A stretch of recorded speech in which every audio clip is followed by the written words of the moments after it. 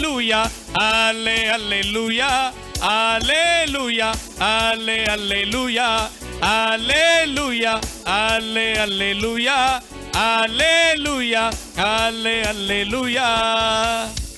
நீங்க பாடுறீங்களா? யாரெல்லாம் சரியா பாடுறா, யார் ஈஸியா பாடுறன்னு பார்க்கலாம். சரியா, நான் ஸ்டார்ட் பண்றேன், நீங்க பாடுங்க. 1 2 3 சிங். எல்லோரும் ஆடி பாடுவோம். பைபிள்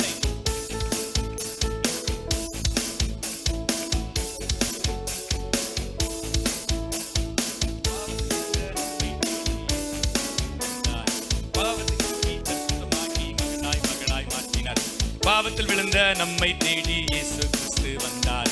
பாவத்தை நீக்கி பரிசுத்தமாக்கி மகனாய் மகளாய் மாற்றினார்.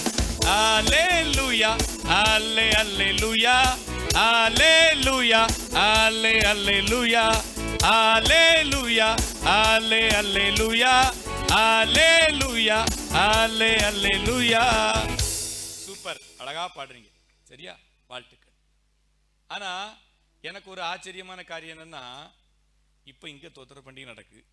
கொஞ்ச நாளைக்கு முன்னாடி நான் உங்களை மாதிரி இருக்கும்போது கடையத்தில் வச்சு நடக்கும். அப்போ பாடுவாங்க. அப்போ பாடுறதுல யார் புலியும் போட்டியே இருக்கும்.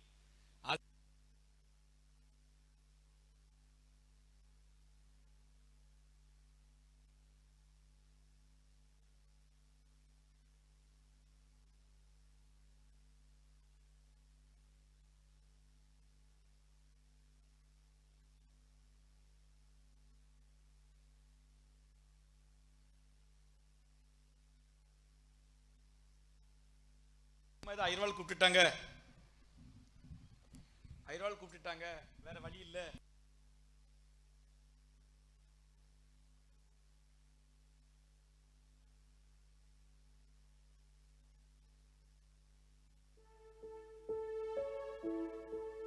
சரிதானா? 2 மணிக்கு தான் பண்டிகை ஆரதானே, அப்படிதானே? ஆமா, நீ எனக்கு கோஆபரேட் பண்ணீங்கன்னா நான் சீக்கிரம் முடிச்சிடுறேன். சரியா? ரைட். அழகா வாசிக்கிறார். வாழ்த்துக்கள். பல்லமா 1 2 3 சிங். எல்லோரும் ஆடி பாடுவோம், இதை எல்லோருக்கும், எல்லோரும் ஆடி பாடுவோம், இதை எல்லோருக்கும் சொல்லி மகிழ்வோம். பாவத்தில் விழுந்த நம்மை தேடி இயேசு கிறிஸ்து வந்தார். பாவத்தை பரிசுத்தமாக்கி மகனாய் மகளாய் மாற்றினார். பாவத்தில் விழுந்த நம்மை தேடி இயேசு கிறிஸ்து வந்தார். பாவத்தை நீக்கி பரிசுத்தமாக்கி மகனாய் மகளாய் மாற்றினார். அல்லேலூயா அல்லேலூயா அல்லேலூயா அல்லே அல்லேலூயா அல்லேலூயா அல்லே அல்லேலூயா அல்லேலூயா அல்லே அல்லேலூயா. இன்னொரு பண்ணலாமா? 1 2 3 சிங். எல்லோரும் ஆடி பாடுவோம். இல்லை, நல்லா கிளாப் பண்ணுங்க. எல்லாரும் கிளாப் பண்ணலாம். எல்லோரும் ஆடி பாடுவோம், இதை எல்லோருக்கும் சொல்லி மகிழ்வோம். பாவத்தில் விழுந்த நம்மை தேடி இயேசு கிறிஸ்து வந்தார். பாவத்தை நீக்கி பரிசுத்தமாக்கி மகனாய் மகளாய் மாற்றினார். பாவத்தில் விழுந்த நம்மை தேடி இயேசு கிறிஸ்து வந்தார். பாவத்தை நீக்கி பரிசுத்தமாக்கி மகனாய் மகளாய் மாற்றினார். அல்லேலூயா அல்லே அல்லேலூயா அல்லேலூயா அல்லே அல்லேலூயா அல்லேலூயா அல்லே அல்லேலூயா அல்லேலூயா அல்லே அல்லேலூயா. அபிமார் மட்டும் பாடலாமா? நான் ஸ்டார்ட் பண்ணிடுவேன், நீங்க எப்படி பாடுறீங்கன்னு பாருங்க. சரியா? 1 2 3 சிங். எல்லோரும் பாடுங்க. Clap clap clap.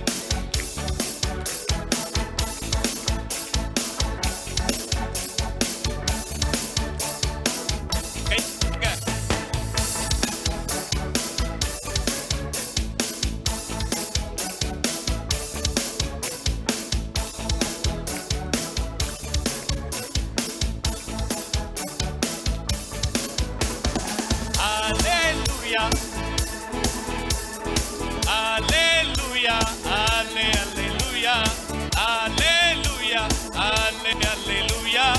alleluia, alleluia. Very good, super. நீங்க பாடுங்க பார்க்கலாம். எல்லோரும் ஆடி பாடுவோம், இதை எல்லோருக்கும் சொல்லி மகிழ்வோ, எல்லோரும் ஆடி பாடுவோ, இதை எல்லோருக்கும் சொல்லி மகிழ்வோ. பாவத்தில் விழுந்த நம்மை தேடி இயேசு கிறிஸ்து வந்தார். பாவத்தை நீக்கி பரிசுத்தமாக்கி மகனாய் மகளாய் மாற்றினார். பாவத்தில் விழுந்த நம்மை தேடி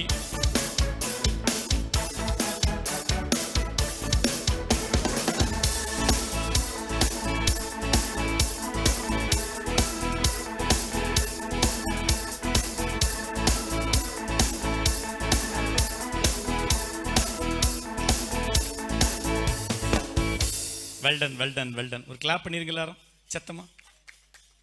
நல்லா இல்லை சேர்ந்து கிளாப் பண்ணலாமே. கை எதுக்கு கொடுத்துருக்கு தெரியுமா? நல்லா கை தட்டுறதுக்கு தான். உங்களுக்கு ஒரு சீக்ரெட் தெரியுமா? கை தட்டினா ஹார்ட் அட்டாக்கே வராது. நம்ம நிறைய நேரம் நம்ம கையில் உள்ள அழுக்குகள்லாம் போகாது. அதனால் நம்ம வேகமாக கை தட்டினா கண்ணுக்கு தெரியாத கிருமிகள்லாம் இறந்து போயிடும். சரியா? அதனால் கை தட்டுங்க ஜோரா எல்லாரும், உற்சாகம். Right, very good. ஆக்ஷன் சொல்லி கொடுத்தா நல்லாயிருக்கும். அப்படி தானே? பிள்ளைங்க அழகாக பண்ணாங்க மாம்பலியில். வீடியோ வாங்க திருப்புங்க.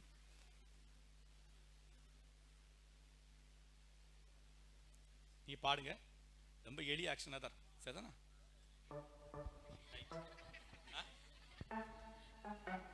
பாடுங்க. 1 2 3 சிங்.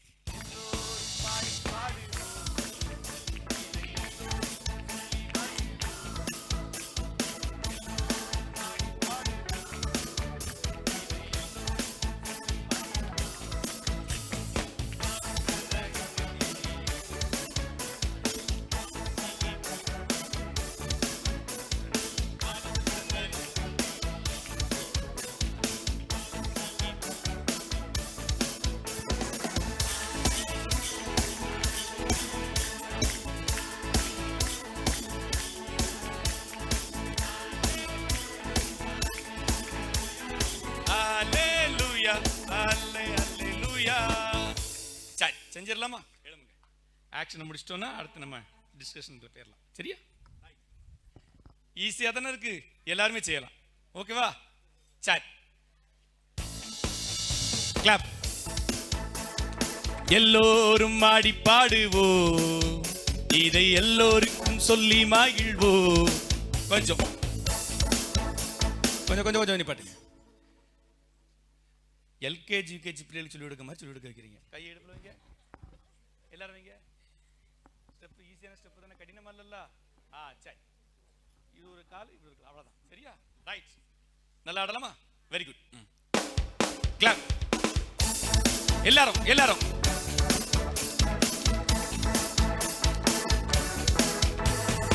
எல்லோரும் ஆடி பாடுவோ, இதை எல்லோருக்கும் சொல்லி மகிழ்வோ, எல்லோரும் ஆடி பாடுவோ, இதை எல்லோருக்கும் சொல்லி மகிழ்வோ. விழுந்த நம்மை தேடி இயேசு கிறிஸ்து வந்தாரே, பாவத்தை நீக்கி பரிசுத்தமாக்கி மகனாய் மகளாய் மாற்றினாரே. பாவத்தில் விழுந்த நம்மை தேடி இயேசு கிறிஸ்து வந்தாரே, பாவத்தை நீக்கி பரிசுத்தமாக்கி மகனாய் மகளாய் மாற்றினாரே. அல்லேலூயா அல்லே அல்லேலூயா அல்லேலூயா அல்லே அல்லேலூயா அல்லேலூயா அல்லே அல்லேலூயா அல்லேலூயா அல்லே அல்லேலூயா. அழகா பண்ணீங்க. ஒரு சின்ன கரெக்ஷன் இருக்கு. நிறைய பேருக்கு முதுகே வளைய மாட்டுக்கு. நீங்க குனிஞ்சு நிமிர்ந்து செய்யணுங்கிறதுக்கு நான் சொல்றேன். சரிதானா? அந்த ஒண்ணுதான். மத்தெல்லாம் அழகா பண்ணிட்டீங்க. ஒரு தடவை செஞ்சுட்டு முடிச்சிடலாம். நல்லா பண்ணிட்டீங்கன்னா முடிச்சிடலாம். அப்புறம் அடிக்கடி குறுக்கு வளைஞ்சிக்கிட்டே இருக்கும். சரியா? கிளாப்.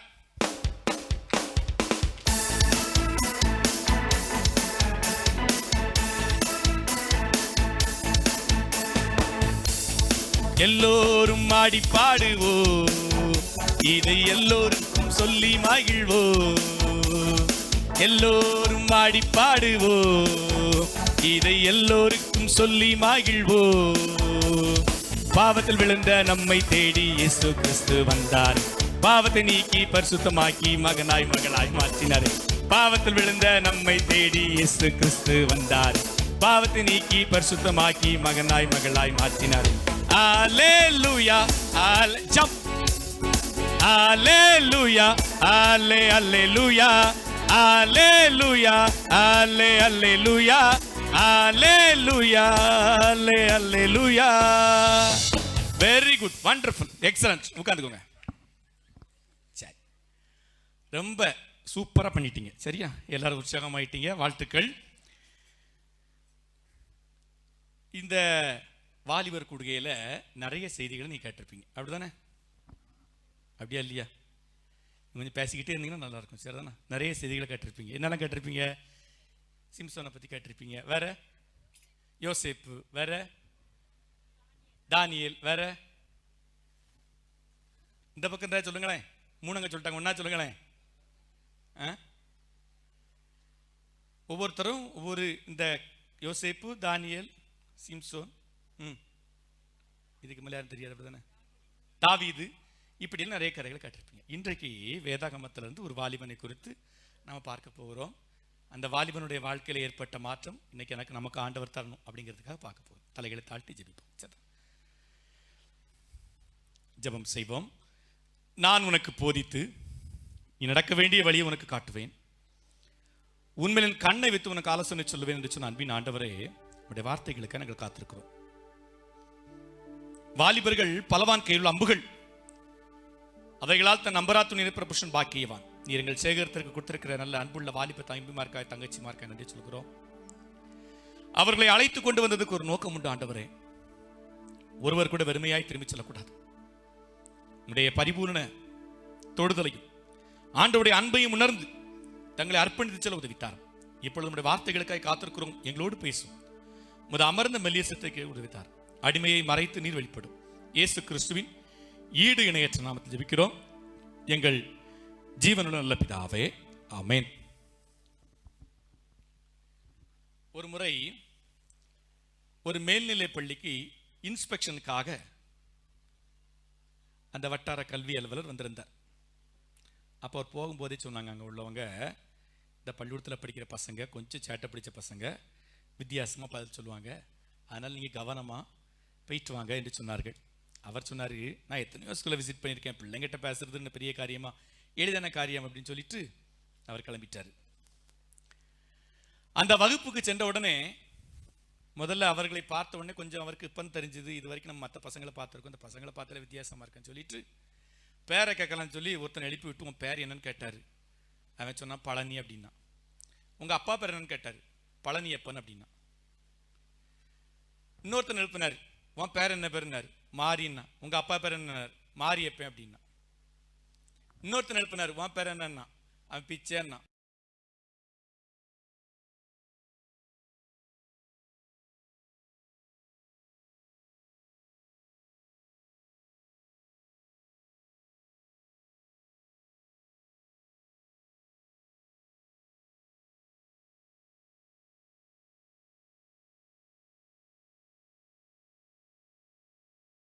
அவருக்கு டென்ஷன் ஏறிட்டு கொஞ்சம் மாற்றி கேட்கலாம்னு சொல்லிட்டு இன்னொருத்தனை எழுப்பி விட்டு, உங்கள் தாத்தா பேர் என்னன்னாரு. அப்பா பத்த தாத்தாவா அம்மா பத்த தாத்தாவான்னா. அவருக்கு கூட கொஞ்சம் கோபம் வந்துச்சு. உங்கள் அப்பாவுடைய அப்பா பேரை சொல்லு அப்படின்னாரு. அவன் சொன்னான், எங்கள் தாத்தா பேர் வீரமணி. என்ன பேர்? சரி, உங்கள் அப்பா பேர் வீரமணி, உன் பேர் வீரமணி. கோபம் வந்துட்டு கம்பெடுத்துட்டு அடிக்க போனார். சார், நீங்கள் அடிக்கக்கூடாது, நான் கரெக்டாக தான் பேசினேன். எங்கே கரெக்டாக பேசினேன்? ஒரே பேரை சொன்னேன். இல்லை சார், எங்கள் தாத்தா பேர் வீரமணி, எங்கள் அப்பா பேர் வீரமணி, என் பேர் வீரமணி. இதில் எங்கேயாவது பிரச்சனை இருக்கா சார்? இன்னைக்கு பிள்ளைகளுக்கு பாடம் சொல்லி கொடுக்கறது, பாடம் நடத்துறது அப்படிங்கிறது ஒரு கடினமான காலத்தில் இருக்கும். ஏன்னா முன்னாடி பொழுதுபோக்குக்கு எதுவுமே கிடையாது. அதனால ஒரு சின்ன மீட்டிங்னா கூட எல்லாரும் வந்துடுவாங்க, பாட்டு சொல்லி கொடுப்பாங்க, கதை சொல்லி கொடுப்பாங்க, ஆக்ஷன் சொல்லி கொடுப்பாங்கன்னு சொல்லி. இப்போ அப்படி இல்லை. சரிதானா? வீட்டில் டிவி, அது மாத்திரம் வீட்டில் ஒருத்தருக்கு செல்லு, எல்லார் கையிலுமே செல்லில் எல்லாமே வந்துடுது. நம்ம படிப்பு கூட ஆன்லைனில் போயிட்டு இருக்கு. அப்படிப்பட்ட ஒரு காலகட்டத்தில் இருக்கிறோம். சரியா? ஆனாலும் இந்த நாளில் வந்து உட்கார்ந்து ஆண்டவருடைய வார்த்தையை கேட்க வேண்டும் என்று வந்திருக்கிறீர்கள். உங்களுக்கு என்னுடைய வாழ்த்துக்கள். இந்த வாலிபர் பண்டிகையில் உங்களோடு ஆண்டவருடைய வார்த்தையை பேசுவதற்கு எனக்கு நல்ல ஒரு வாய்ப்பை கொடுத்த உங்களுடைய சேகர குருவானவர் அன்புக்குரிய என்னுடைய தம்பி தனபால் அவர்களுக்கும் நன்றியையும் வாழ்த்துக்களையும் தெரிவித்துக் கொள்கிறேன்.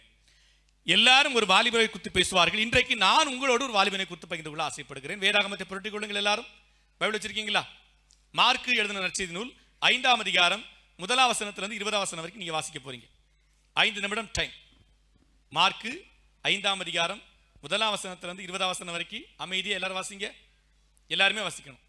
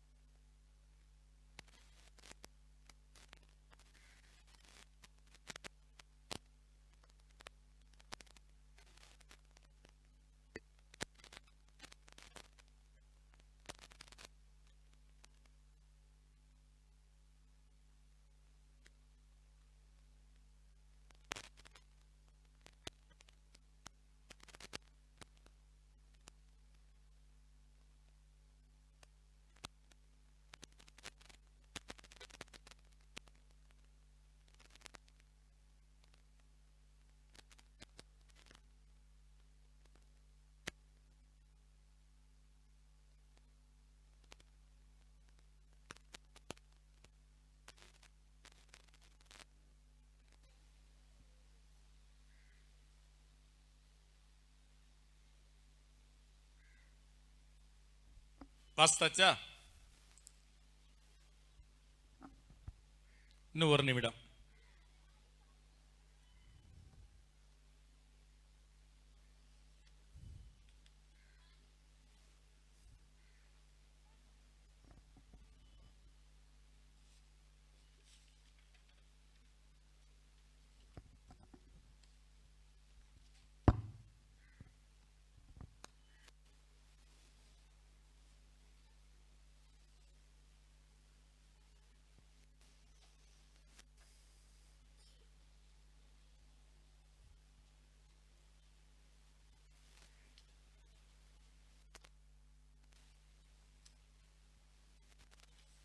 சரி, வாசித்திருப்பீங்களா? கண்டிப்பா வாசித்திருப்பீங்க. 20 வசனம் தானே வாசித்திருப்பீங்க. சரி, இப்போ இந்த சம்பவம் என்ன சம்பவம் எல்லாருக்கும் தெரிஞ்சிருக்கும். தெரியுதா? சரி, இங்கே ஒரு வாலிபன் இருக்கிறான். இந்த வாலிபனை குறித்து தான் நீ கற்றுக்கொள்ள போகிறோம். சரிதானா? என்னடா வந்தா ஒரு தானியலை பற்றியோ யோசேப்பை பற்றியோ பேசுவாங்க அப்படின்னு நினைக்கலாம். வேதாகமத்தில் அந்த வாலிபன் இதுக்கு முன்னே கேட்டிருக்கீங்களா எங்கேயாவது? கேட்டதில்லை. Right, very good. இந்த வாலிபனை குறித்து இன்றைக்கு தியானிக்க போகிறோம். அங்க என்ன சொல்லப்பட்டிருக்குன்னா, முதல் வசனம் சொல்லுகிறது, பின்பு அவர்கள் கடலுக்கு அக்கறையில் உள்ள கதரேனருடைய நாட்டுக்கு வந்தார்கள். அப்படி என்றால் இந்த வாலிபன் இருந்த இடம் கதரேனருடைய நாடு. அதாவது இயேசுவானவர் வாழ்ந்த காலகட்டத்தில் அந்த பகுதிக்கு பேரு தெக்கப்போலின் பேர். தெக்கப்போலினா 10 பட்டணம் பேர். பாலிஸ் அப்படின்னா சிட்டி, டெக்கோஸ்னா 10 கிரேக்க மொழியில. 10 பட்டணங்கள். அந்த 10 பட்டணங்கள்ல ஒரு பட்டணம் கதரேனருடைய அப்படின்னு சொல்லுவாங்க. அதை கதரேனா என்று அழைப்பார்கள். அங்கே அந்த கதரேனா பட்டணத்தில் இருந்ததால் கதரேனையர் என்ற அந்த மக்கள் அழைக்கப்பட்டார்கள். இங்கே ஒரு வாலிபன் இருக்கிறான். இவன் எப்படிப்பட்ட வாலிபன் என்று நாம் பார்த்தோம் என்றால், எதுவும் அறிந்திராத ஒரு வாலிபன். இவன் ஒரு அன்பிலீவர், அவிசுவாசி, ஆண்டவரை குறித்து அறியாதவன். ஏனென்றால் கதரேனையர்கள் அவர்கள் ஹெலனிஸ்டிக் கல்ச்சர் என்று சொல்லக்கூடிய ஒரு கலாச்சாரத்தை பின்பற்றி கொண்டிருந்தார்கள். கிரேக்க கலாச்சாரம். கிரேக்க கலாச்சாரத்தை பொறுத்தளவுக்கு தனிப்பட்ட கடவுள் யாரும் கிடையாது. மரத்தை கடவுளாக கும்பிடுவாங்க, திடீர்னு மழை பெஞ்சா மழையை கடவுளாக கும்பிடுவாங்க, சூரியனை கடவுளாக கும்பிடுவாங்க, சந்திரனை கும்பிடுவாங்க. அவர்கள் இப்படி எதை நினைக்காங்களோ அதை கும்பிடுவாங்க. இல்லை அவர்களே ஒரு தெய்வத்தை வடிவமைத்து சிலை செய்து வைத்துக் கொண்டு அவர்கள் வணங்க ஆரம்பித்து விடுவார்கள். இப்படிப்பட்ட மக்கள். அது மாத்திரமல்லாமல் அவர்களுக்கு ஒழுக்கம் அப்படிலாம் கிடையாது. தன் இஷ்டம் போல வாழ்ந்து கொள்ளலாம். அப்படிப்பட்ட ஒரு பகுதியிலே உள்ள மனிதன் தான் இந்த மனிதன். இந்த வாலிபன் ஆண்டவரை குறித்து அறிந்திராதவன். இன்றைக்கு நிறைய பேருக்கு கற்றுக் கொடுப்பது என்பது ஒரு கடினமான காரியமாக மாறிவிட்டது. நாராயணசாமின்னு ஒருத்தர் இருந்தார். அவர் வீட்டுக்கு டிவி வாங்கணும்னு சொல்லி ஒரு பெரிய டிவி வாங்கினார். அந்த டிவி ஆர்டர் பண்ணிட்டு போனோம். அவங்க சொன்னாங்க, நீங்கள் வீட்டுக்கு போங்க, டிவியை கொண்டாந்து உங்கள் வீட்டில் இன்ஸ்டால் பண்ணிடுவாங்க அப்படின்னாங்க. இந்த டிவியில் என்ன ஸ்பெஷல்னு கேட்டார். அப்போ அவங்க சொன்னாங்க, வீட்டில் டிவியை இன்ஸ்டால் பண்ணும்போது ஸ்பெஷலாக சொல்லுவாங்க அப்படின்னாரு. வீட்டுக்கு டிவி வந்தது, இன்ஸ்டால் பண்ணி முடிச்ச உடனே என்ன ஸ்பெஷல்னு கேட்டார். உடனே சொன்னார், நீங்கள் ரிமோட் யூஸ் பண்ணால் டிவி ஆன் பண்ணுவீங்க, நீங்கள் 2வது மாடியில் இருக்கீங்க, 10வது மாடியிலேருந்து ரிமோட்டை யூஸ் பண்ணால் கூட டிவி என்ன செய்யும், ஆன் ஆகும் அப்படின்னாங்க. ஏ அப்பா அப்படியா? ஆமாம், இதுதான் ஸ்பெஷாலிட்டி. 2 நாள் கழிஞ்சது. நாராயணசாமி மறுபடியும் கடைக்கு வந்துட்டார். எனக்கு இந்த டிவி வேண்டாம் அப்படின்னார். அவன் எதுக்குன்னு கேட்டான். இல்லை, எனக்கு இதனால் நிறைய பிரச்சனை வருது, எனக்கு உடலே பலவீனமாயிட்டுனார். 2 நாள் அவ்வளோ பலவீனமாக என்னன்னு கேட்டார். பிறகு ஒவ்வொரு முறையும் டிவி ஆன் பண்ணணும்னா எங்கே போண்டியிருக்கு, 10வது மாடிக்கு போண்டியிருக்கு. 10வது மாடியிலேருந்து நான் ஆன் பண்ண வேண்டியிருக்கு. இப்படி டெய்லி போயிட்டு வந்தேன், எனக்கு என்ன வருதுன்னார். அதற்கு பிறகு அவரை கூப்பிட்டு 10வது மாடியிலேருந்து ஆன் பண்ணான்னா அது என்னது, ரிமோட்டுடைய பவரை குறிக்கிறதுன்னு சொல்லி வேலைக்கு சொல்லி கொடுத்தாங்க. இப்படி கற்றுக் கொடுப்பது முக்கியம். இன்றைய காலகட்டத்தில் அநேக வாலிபர்கள் ஒன்றுமே தெரியாது, தங்களுக்கு எல்லாம் தெரிந்ததை போல காட்டிக்கொண்டு கற்றுக்கொள்ளாமலே போய்விடுகிறார். புரியுதா உங்களுக்கு நான் சொல்றது? அநேக இளைஞர்கள் அவங்களுக்கு ஆக்சுவலா தெரிஞ்சிருக்காது, ஆனால் எல்லாம் தெரிந்ததை போல. ஒருத்த ஃப்ரெண்ட்ட கேட்டான், உனக்கு இங்கிலீஷ் தெரியுமா? இவனுக்கு இங்கிலீஷ் தெரியாது. நல்லா தெரியும். அப்படியே மாப்பிள்ள அங்கே என்ன எழுதிருக்கு வாஸ்து அப்படின்னா. அவன் வாஸ்தான், கல்ச்சர் ஆஃப் இந்தியான்னா. என்னது என்ன சொன்னா? கல்ச்சர் ஆஃப் இந்தியான்னா. அது என்னது? கல்ச்சர். கல்ச்சர் எப்படி வாசிக்கிறான்? பிஸ்கட்டை பிஸ்கூட்னு வாசிப்பான். தெரியலன்னு சொல்லிடுறான். இன்னைக்கு இளைஞர்கள் இருக்க பிரச்சனையே அதுதான். சரிதானா? தெரியாதது தெரிந்ததாக காட்டிக்கொள்வது, கடைசி வரை கற்றுக்கொள்ளவே முடியாது. இந்த இளைஞன் ஆண்டவரை குறித்து எந்த அறிவும் இல்லாதவன், அறிந்திராதவன், உலக பிரகாரமான அறிவும் இல்லாத ஒரு மனிதன். 2வது பார்த்தீங்கன்னா அங்க சொல்லப்பட்டிருக்கிறது 2ஆம் வசனத்துல அசுத்த ஆவி உள்ள ஒரு மனுஷன் என்று சொல்லப்பட்டிருக்கிறது. 1வது சொன்னேன், அவன் அறிந்திராதவன். 2வது அவன் அசுத்த ஆவியை உடையவன், அன்கிளீன் ஸ்பிரிட். அசுத்தாவின் என்னது? அசுத்தாவின் என்னது? என்னாச்சு? அதுக்குள்ள நல்லா இன்ட்ரெஸ்டா இருந்தீங்க, அமைதியாயிட்டீங்க. அசுத்தாவின் என்னது சொல்லுங்களேன். அசுத்தாவின் என்னது? அசுத்த ஆவின் என்னது? ஏன் பயப்படுறீங்க? பயப்படாம சொல்லுங்க. அசுத்தாவின் என்னது? பிசாசு, பேய். நம்ம லாங்குவேஜ்ல சேர்த்தனா நாம நினைக்கிறோம், அப்படிதான் நினைக்கிறோம். அசுத்தாவினா பேய் பிடிச்சிட்டு அசுத்தாவி பிசாசுன்னு நினைக்கிறோம். அசுத்தாவி அது மட்டும் இல்லை. உதாரணமா அசுத்தாவியை குறித்து உங்களுக்கு கற்றுக் கொடுக்கணும்னா ஒரு ஓமையை சொல்றேன். இப்ப நம்ம உடம்புல 2 பூனை இருக்குன்னு வச்சுக்கோங்களேன். நம்ம உடம்புக்குள்ள ஒன்னு வெள்ளை பூனை, ஒன்னு கருப்பு பூனை. வெள்ளை பூனை சுத்தாவின்னு வச்சுக்கோங்க, கருப்பு பூனை அசுத்தாவி. சரி, இப்ப எந்த பூனை நல்லா வளரும்? வெரி குட், கருப்பு பூனை நல்லா வளரும். ஏன்? எந்த பூனைக்கு நல்ல சாப்பாடு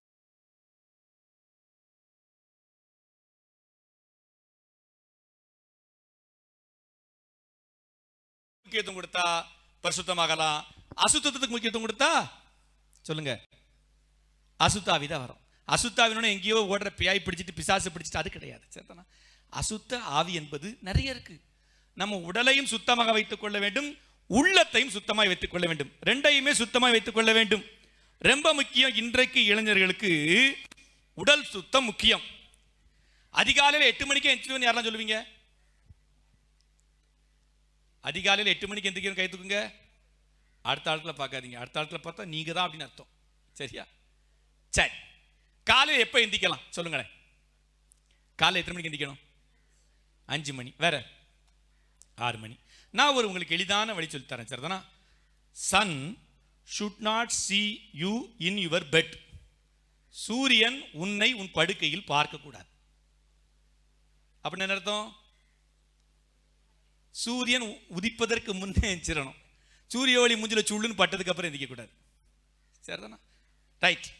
அடுத்து எந்திரிச்ச உடனே கண்டிப்பா பல் தேய்க்கணும். எதுக்கு இதெல்லாம் சொல்றீங்கன்னு நினைக்கிறீங்களா? இதெல்லாம் அடிப்படை காரியம். இன்னைக்கு நிறைய பழக்கம் இல்லை. 10 வாட்டி பெற்றோர் சொல்ல வேண்டியிருக்கு பல்லு தேய்ன்னு சொல்லி. இன்னும் நிறைய பேர் என்ன பண்ணுவாங்க தெரியுமா, வாயில் பிரஷை வச்சுக்கிட்டு அங்கே சுற்றி இங்கே சுற்றி நடந்து ஒரு வாக்கிங் போயிட்டு வந்துடுவாங்க. அப்படி செய்யக்கூடாது. ஒரு இடத்துக்கு போகணும், ப்ரெஷ் வாஷ் பண்ணணும், ஃபேஸ் வாஷ் பண்ணணும், வந்து உட்காரணும், கொஞ்சம் பைபிள் வாசிக்கணும், ஜெபம் பண்ணணும், அதுக்கப்புறம் அந்த காலங்களை பார்க்கணும். சின்ன சின்ன டிசிப்ளின். இன்றைக்கு நாகரிகம் என்ற பெயரிலே ஒவ்வொருவரும் வித்தியாசமாய் மாறிக்கொண்டிருக்கிறார்கள். பல்லு தேய்க்காம காஃபி குடிக்கக்கூடாது. அது பெட் காஃபி அல்ல, பேட் காஃபி. சரி, கவனமாக இருக்க வேண்டும். முன்னாடிலாம் பிள்ளைங்க நீளமாக முடி வளர்ப்பாங்க, பசங்க குறையா வச்சிருப்பாங்க. இப்போ அப்படி சேஞ்ச் ஆகி சொல்லுங்க, பசங்க நீளமாக முடி வளர்க்க ஆசைப்படுறாங்க, பிள்ளைங்க ஷார்ட்டாக வெட்டி விட்டுறாங்க, பாப் கட்டிங் மாதிரி. சரிண்ணா, அதெல்லாம் நமக்கு ஒத்து வராது. நாம் நினைக்கிற நிறைய நேரத்தில் இதெல்லாம் அசுத்தமான காரியங்களா? ஆமாம். நம்முடைய உடலையும் உள்ளத்தையும் எதெல்லாம் சீர்கெடுக்குதோ அது எல்லாம் அசுத்தம். பேய் பிடிச்சா தான் பிசாசு, அப்படி கிடையாது. இந்த இளம் வயதில், வாலிப பருவத்தில் நம்முடைய உடலையும் உள்ளத்தையும் எதுவெல்லாம் கெடுத்து கொண்டிருக்கிறதோ அது எல்லாமே ஈவில் ஸ்பிரிட், அன்கிளீன் ஸ்பிரிட், அசுத்த ஆவி. மூன்றாவது இந்த மனிதனை குறித்து என்ன சொல்லப்பட்டிருக்கிறது? முதல்ல என்ன சொன்னேன் சொல்லுங்க? அறிந்திராதவன். இரண்டாவது அசுத்த ஆவியை உடையவன். மூன்றாவது இவனை குறித்து என்ன சொல்லப்பட்டிருக்குன்னு பார்த்தீங்கன்னா, 3ஆம் வசனத்தின் முன்பகுதியிலே அவனுடைய குடியிருப்பு கல்லறைகளில் இருந்தது என்று சொல்லப்பட்டிருக்கிறது. அவனுடைய குடியிருப்பு கல்லறைகள்ல இருந்தது. கல்லறையில் போய் யாராவது உட்காருவாங்களா? யார் இருப்பா கல்லறையில்? கல்லறையில் யார் இருப்பா? யார் இருப்பா? மரித்தவர்களை அடக்கம் பண்ணுகிற இடம் தான் கல்லறை. இந்த இளைஞனுடைய குடியிருப்பு எங்க இருக்கிறது? கல்லறையில் இருக்கிறது. அதாவது இதற்கு அர்த்தம் என்னவென்றால் அன்கன்டைன்ட், அணுக முடியாத ஒரு மனிதன். இவன் யார் பக்கத்திலே போக முடியாது. அன்கனெக்டட், தொடர்பில்லாதவன். கல்லறை எப்படி இருக்கும்? நாற்றம் பிடித்ததா இருக்கும், சுத்தம் இல்லாமல் இருக்கும், பிணம் வாடை அடிக்கக்கூடிய ஒரு இடம். அந்த இடத்தில் குடியிருக்கிறான். இதே சம்பவத்தை லூக்கா நற்செய்தியாளர் கூடும்பொழுது அவர் என்ன எழுதியிருக்கார் தெரியுமா? வீட்டிலேயே வசிக்காதவன் அப்படின்னு எழுதியிருக்கிறார்.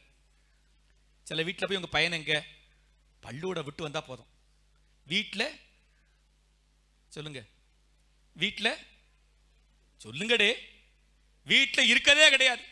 பேக்க தூக்கி போட்டு எங்க போறான் தெரியாது. எங்க போயிருப்பான்? எங்க போயிருப்பான்? விளையாட போயிருப்பான். கிரிக்கெட் விளையாட போவாங்க, நல்லதுதான். கிரிக்கெட் கிரவுண்ட் எங்க இருக்கு தெரியுமா? என்னையே கவனிங்க, கிரவுண்ட் எங்க இருக்கு தெரியுமா? நிறைய இடத்துல கிரவுண்ட் எங்க இருக்கும்? கல்லறை தோட்டத்து பக்கத்தில் தான் இருக்கும் நிறைய ஊர்களில். எதுக்குன்னா அங்கதான் போட்டி இருக்காது, தடை இருக்காது, விளையாடுறதுக்கு வசதியா இருக்கும். அதனால அப்படி அமைத்திருப்பார்கள்.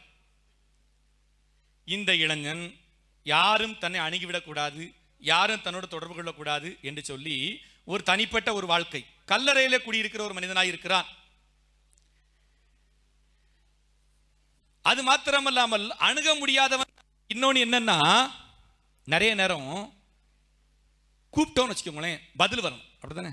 இப்போ உங்க வீட்டில் உங்களை பேர் சொல்லி கூப்பிடுறாங்க, கூப்பிட்ட உடனே என்னம்மான்னு சொல்லிடுவீங்களா? அப்படியா? பரவாயில்ல, சரி, ஆச்சரியமா இருக்கு, உண்மைதான் சொல்றீங்களா? முதல்ல கூப்பிட்டோன்னே என்னமான்ருவீங்களா? நிறைய இடத்துல 2-3 வாட்டி கூப்பிட்டாலும் சத்தமே இருக்காது. நல்லா கவனிங்க. If there is no relation, no reaction, அது என்னது? Dead body. நீங்க கேரளா சைடு போனீங்கன்னு வச்சுக்கோங்களேன், ஏதாவது கேள்வி கேட்டா தெரியுமான்னு கேட்டா தெரியலன்னு வாயில சொல்ல மாட்டாங்க. 2 ஷோல்டரையும் தூக்கிக்கிட்டு ஒரு பச்சை சொல்லுவாங்க, வாரியா? இது என்ன ரியாக்ஷன்? கேட்ட கேள்விகளுக்கு, கூப்பிடுகிற வார்த்தைகளுக்கு சரியாக பேசக்கூடிய பக்குவத்தை வளர்த்துக் கொள்ள வேண்டும். ஏன்? இன்னொன்று யோசித்து பாருங்க, எதனால கூப்பிட்டா கேட்க மாட்டேக்கு? காதல் எதையா மாட்டிட்டு வர உட்காந்துருக்காங்க, அப்புறம் எப்படி கேட்கும்? ஏற்கனவே வீட்டில் ஃபேன் ஓடும், மிக்சி ஓடும், கிரைண்டர் ஓடும், அந்த சத்தத்தில் பாதி கேட்காது. இது போக ஹெட்ஃபோனை மாட்டிக்கிட்டு எவ்வளவு வேலையும் கூட வைக்க முடியுமோ அவன் செல்லுலே போட்டிருக்கும், இதுக்கு மேலே வைக்காதீங்க, வச்சா டேஞ்சர்னு வரும். ஆனாலும் அதை கேன்சல் பண்ணி விட்டுட்டு நமக்கு ரொம்ப சவுண்டாக அப்போ நல்லா இருக்க மாதிரி தெரியும். அப்புறம் கொஞ்சம் நல்லா காது கேட்காது, நார்மலாகவே கேட்காம போயிடும். 2-3 வாட்டி சொன்னதுக்கப்புறம் என்னன்னு சொல்லி கேட்க வேண்டியிருக்கும். இந்த இளைஞன் அப்படித்தான் இருந்தான். யார் கூப்பிட்டாலும் கவனிப்பதும் கிடையாது, கேட்பதும் கிடையாது. தன்னை யாரும் அணுக முடியாதபடி ஒரு அன்கனெக்டட் மனிதனாக அவன் அங்கே இருக்கிறான். நான்காவது, இந்த இளைஞனை குறித்து என்ன சொல்லப்பட்டிருக்கிறது? அதே பகுதியில் 4ஆம் வசனத்தின் முன்பகுதியை வாசிங்க. அவன் அநேகந்தரம் விலங்குகளினாலும் சங்கிலிகளினாலும் கட்டப்பட்டிருந்தும், சரிதானா? அது சொல்லப்பட்டிருக்கிறது, அந்த சங்கிலிகளையும் முறித்து போடுவான் சொல்லப்பட்டிருக்கிறது. யாராவது போய் அவன் அங்கங்க ஓடக்கூடாது, சேட்டை பண்ணக்கூடாது, சங்கிலியை போட்டு கட்டி வச்சு சங்கிலி என்ன செஞ்சிருவான் சொல்லுங்க? உடைத்து போடுவான் என்று சொல்லப்பட்டிருக்கிறது. அதாவது அச்சம் ஊட்டுகிறவன், அச்சப்படுத்துகிறவன், அவனை பார்த்தாலே ஒரு பயம். ஆங்கிலத்தில் அன்கண்டெய்னபிள், அச்சம் ஊட்டுகிறவன். இன்னைக்கு நிறைய வீட்டில் பிள்ளைங்க பெற்றோர் பயமுறுத்துவாங்க. எப்படி பயமுறுத்துவாங்க? எப்படி பயமுறுத்துவாங்க? பெற்றோர் திட்டுனா, இல்லை பெற்றோர்கள் அடித்தால், இல்லை ஏதாவது சொன்னா பயமுறுத்துவாங்க. எப்படி பயமுறுத்துவாங்க? எப்படி பயமுறுத்துவாங்க? நாங்கள் அப்படிலாம் செய்ய மாட்டோம், நல்ல பிள்ளைங்க சொல்றீங்களோ? பேப்பர்லாம் பார்க்கறது இல்லையா?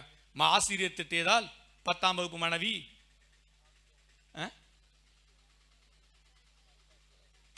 அப்படியா? கரெக்டாக சொல்லுங்க. பேப்பர் நீங்க சரியா வாசிக்கணும். ஆசிரியர் திட்டியதால் 10ஆம் வகுப்பு மாணவி தற்கொலைக்கு முன்னாடி வார்த்தை வருமே, மனமுடைந்து தற்கொலை. அது என்ன மானங்கட்ட மனம் தெரியல. திட்டினா நல்லதுதான் திட்டுவாங்க, இதை செய்யாதன்னு சொல்லுவாங்க. சரியா? இதை ஒரு ஆயுதமாக வீட்டில் பெற்றோர்களை மிரட்டுறதுக்கு, என்னை திட்டினா நான் எங்கேயாவது போயிடுவேன். எங்கேயாவது விழுந்து ஒரு வீட்டில் இப்படி தான் ஒரு பையன் வீட்டில் எப்போவாவது அப்பா திட்டினார்னா, நான் இப்படி திட்டிக்கிட்டு இருந்தேன்னா நான் நேரே கிணத்துல வந்து செத்துருவேன் அப்படின்னா. ஒரு நாள் அது அப்பா கோவத்தில் செத்து தொலைலை அப்படின்ட்டார். அவனு வேகமாக போயிட்டான், கிணத்துக்கு போயிட்டான். போன ஸ்பீடில் திரும்பி வந்துட்டான். என்னடான்னு கேட்டா, கிணத்துல பாம்பு இருக்கு அப்படிங்க. சாவ போறவனுக்கு பாம்பு இருந்தானே முதல்ல இருந்தானே. சரிதானா? பயங்காட்டி ரொம்ப நாள் வாழ முடியாது, பிறரை ஏமாற்றி வாழ முடியாது. பெற்றோரை பயங்காட்டுகிறோம், ஆசிரியர்களை பயங்காட்டுகிறோம், போதகரை பயங்காட்டுகிறோம். அது நமக்கு நாமே வைத்துக் கொள்ளக்கூடிய கண்ணி. அதை மறந்துடக்கூடாது. நமக்கு ஒருத்தர் ஒரு காரியம் சொன்னா நம்ம நல்லா இருக்கணும்னு சொல்லுவாங்க, இந்த வழியே போகாத, அதுல பள்ள இருக்கு அப்படின்னா போகக்கூடாது. நான் போவேன்னு சொன்னா நமக்கு தான் கேடு வரும். இந்த இளைஞன் பிறரை அச்சமூட்டி சங்கிலியை உடைச்சு போட்டுறத நம்ம கிட்ட யாரும் வரமாட்டாங்கன்னு நினைச்சான். ஆனா அவனுக்கு தான் கேடு. அவன் தான் வனாந்தரத்தில் பரதேசியாக அலைய வேண்டியிருக்கும். இதான் அவனுடைய சூழ்நிலை. முதல்ல சொன்னேன், அந்த இளைஞன் எந்த ஆண்டவரை குறித்து அறிவும் இல்லாதவன், அறிந்திராதவன். இரண்டாவது சொன்னேன், அந்த இளைஞனை குறித்து அசுத்த ஆவியை உடையவன். மூன்றாவது அணுக முடியாதவன். நான்காவது அச்சமூட்டுகிறவன். அடுத்து அங்க சொல்லப்பட்டிருக்கிறது 4ஆம் வசனத்துல பின்பகுதியில, அவனை அடக்க ஒருவராலும் கூடாதிருந்தது. இன்னைக்கு தான் இது இளைஞர்களுக்குள்ள பிராபம். கட்டுப்பாடு இல்லாத வாழ்வு. யாராவது ஒன்று சொன்னாலும் அதை கேட்கணும் அப்படிங்கிற எண்ணம் கிடையாது. சொல்லுவாங்க, பைக் வாங்கி கொடுத்தா பைக்கில் வேகமாக போகாதுன்னு சொல்லுவாங்க. 50ல் போவான், அடுத்து 60, அடுத்து சொல்லுங்கடே 70, 80, 100, அடுத்து 108 தான் போகணும். எல்லாத்துக்கும் ஒரு கட்டுப்பாடு உண்டு. அவனை அடக்க ஒருவனாலும் கூடாதிருந்தது. என்னை யார் அடக்க முடியாது, என்னை யார் ஒன்றும் செய்ய முடியாது, என் இஷ்டம் போல் தான் நான் வாழ்வேன் என்று வாழ்ந்தால் உங்கள் வாழ்க்கையை கருத்துக் கொண்டிருக்கிறேன் அர்த்தம். இன்றைக்கு அநேக இளைஞர்களிடம் இல்லாத ஒரு பழக்கம் இது. கண்ட்ரோலே கிடையாது. ராத்திரி 9:30 10 மணிக்கு படுத்துறோம். அதான் நல்ல ஒரு கட்டுப்பாடு. ஒரு பேசும்போது லிமிட்டடா பேசணும், அதான் கட்டுப்பாடு. சொற்களின் மிகுதியில் பாவம் இல்லாமல் போகாது. எல்லாத்துக்குமே வார்த்தைக்கு கட்டுப்பாடு வேணும், வாழ்க்கைக்கு கட்டுப்பாடு வேணும். கட்டுப்பாடு ரொம்ப முக்கியம்.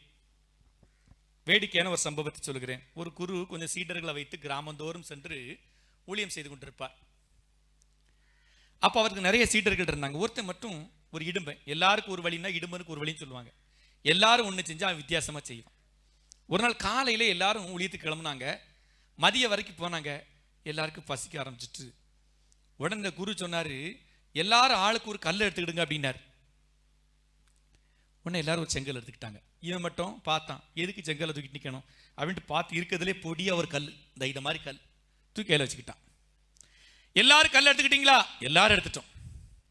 சொன்னாரு, இந்த கல்லெல்லாம் ரொட்டி ஆகட்டுனாரு, இந்த கல்லுகளெல்லாம் ரொட்டி பிரெட் ஆகட்டுனாரு. எல்லாருக்கும் ஒரு பிரெட் பாக்கெட் கையில் இருக்கும். இவனுக்கு என்ன இருக்கும் சொல்லுங்க? பிரெட்டு துண்டு தான் இருக்கும். ஐயோ ஏமாந்து போனமே அப்படின்ட்டு அமைதியாயிடுச்சான். கொஞ்சம் தூரம் போனாங்க, ஒரு பெரிய காடு, வறண்ட கிரவுண்டு மாதிரி இருந்துச்சு. உடனே இப்போ குரு சொன்னாரு, வெயில் வேற அடிச்சுக்கிட்டு இருக்கு, எல்லாரும் கல் எடுத்துக்கிடுங்கன்னாரு. எல்லாரும் செங்கல் மாதிரி ஒரு கல் எடுத்துக்கிட்டாங்க. நம்மளால் காலையில் வேற சாப்பிடலையா, அதனால ஒரு பெரிய பாறாங்கெல்லாம் பார்த்து தூக்கிக்கிட்டான். அந்த கல்லை இப்படி தூக்கி அதுக்கு மேலே கூட வர முடியாது, அப்படி தூக்கி வச்சிருக்கான். எல்லாரும் கல் எடுத்துக்கிட்டீங்களா? எல்லாரும் எடுத்துட்டோம். உடனே சொன்னார், அந்த கல்லை தூக்கி எறிங்க, எவ்வளோ தூரம் போது அவ்வளோ தூரம் இடம்லாம் உங்களுக்கு சொந்தம் அப்படின்னாரு. அதெல்லாம் ஃபெயிலியரா? இப்போவா திருந்திருக்கணும். சாயந்தரம் ஆயிடுச்சு, 3 மணி இருக்கும், உச்சி வெயில் வாங்குது, எல்லாருக்கும் கால் சுடுது. உடனே குரு சொன்னார், எல்லாரும் 2 கல் எடுத்துக்கிடுங்கன்னாரு. எல்லாரும் 2 செங்கல் எடுத்துக்கிட்டாங்க. இப்போ நம்மளால் உஷாராயிட்டான். ஒரு கையில் சின்ன கல், ஒரு கையில் பெரிய கல். எரிய சொன்னா சின்ன கல், சாப்பாடு வேணா பெரிய கல். எல்லாரும் கல் எடுத்துக்கிட்டீங்களா? எல்லாரும் எடுத்துட்டோம். உடனே அந்த குரு சொன்னார், இந்த கல்லுகள் எல்லாம் செருப்புகளாக மாறட்டும்னாரு. அடிக்கடி கடிந்து கொள்ளப்பட்டும் தன் பிடரியை கடினப்படுத்துகிறவன் அதுக்கு அடுத்ததான் நான் சொல்ல மாட்டேன். சரிதானா? நாம் சொல்லக்கூடிய காரியங்களை கேட்டால் அது நமக்கு நல்லது. என்னை யாரும் கட்டுப்படுத்த முடியாது, என் இஷ்டம் போல் தான் வாழ்வேன்னா நம்முடைய வாழ்க்கையை நாம் கொஞ்சம் கொஞ்சமாக அழிக்கிறோம்னு அர்த்தம். ரொம்ப கவனமாக இருக்கணும். இந்த யங் ஸ்டேஜுங்கிறது ஒரு மகிழ்ச்சியான பருவம். இன்னைக்கு மீடியாவில் காட்டுற மாதிரி மோசமான பருவம் கிடையாது, நல்ல பருவம், மகிழ்ச்சியான பருவம். வயசானவங்க கூட மறுபடியும் வாலிபனாக நல்லா இருக்குன்னு யோசிக்கக்கூடிய பருவம். அதில் கட்டுப்பாடு ரொம்ப அவசியம், மறந்துடக்கூடாது. சரிதானா? முக்கியமான காரியம் இங்கே, இவன் அடக்க முடியாதவனாய் இருந்தான். சரியா? அன்கண்டைன்டு, கண்ட்ரோல்டு, அடக்க முடியாதவனாய் இருந்தான். 5 காரியம் சொல்லியிருக்கிறேன் உங்களுக்கு. சரியா? 6வது அவனை குறித்து என்ன சொல்லப்பட்டிருக்கிறது? 5ஆம் அதிகாரத்தில் 5ஆம் வசனத்தின் முன்பகுதியில் வாசிங்க. அவன் எப்பொழுதும் இரவும் பகலும் மலைகளிலும் கல்லறைகளிலும் இருந்து கூக்குரலிட்டு, போதும், கூக்குரலிட்டு இரவும் பகலும் கூக்குரலிட்டு கொண்டிருந்தான். ஒரு 10-15 வருஷத்துக்கு முன்ன ராத்திரி கரண்ட் போயிட்டு என்ன செய்வாங்க பசங்க? சொல்லுங்களேன். நான் சொல்றது 10-15 வருஷத்துக்கு முன்ன ராத்திரி கரண்ட் போயிட்டா என்ன செய்வாங்க? சொல்லுங்கடே. உங்களை கேட்கல, உங்க அண்ணன் மாதிரி நினைச்சிருப்பாங்க. நீங்க இப்ப சின்ன பசங்களா இருப்பீங்க. கரண்ட் போயிட்டு ஊர்ல என்ன செய்வாங்க? ஊழ போடுவாங்க. அதான் கூக்குரல், இரவும் பகலும் கூக்குரல், ஊழ போடுவாங்க. இப்ப அப்படி கிடையாது. இப்ப ராத்திரி யாரும் ஊழலாம் போட மாட்டாங்க. இப்ப என்ன செய்வாங்க? நீங்க எந்த அளவு செய்தியை கேட்கறீங்கன்னு கண்டுபிடிச்சிக்கலாம். இப்போ என்ன செய்வாங்க?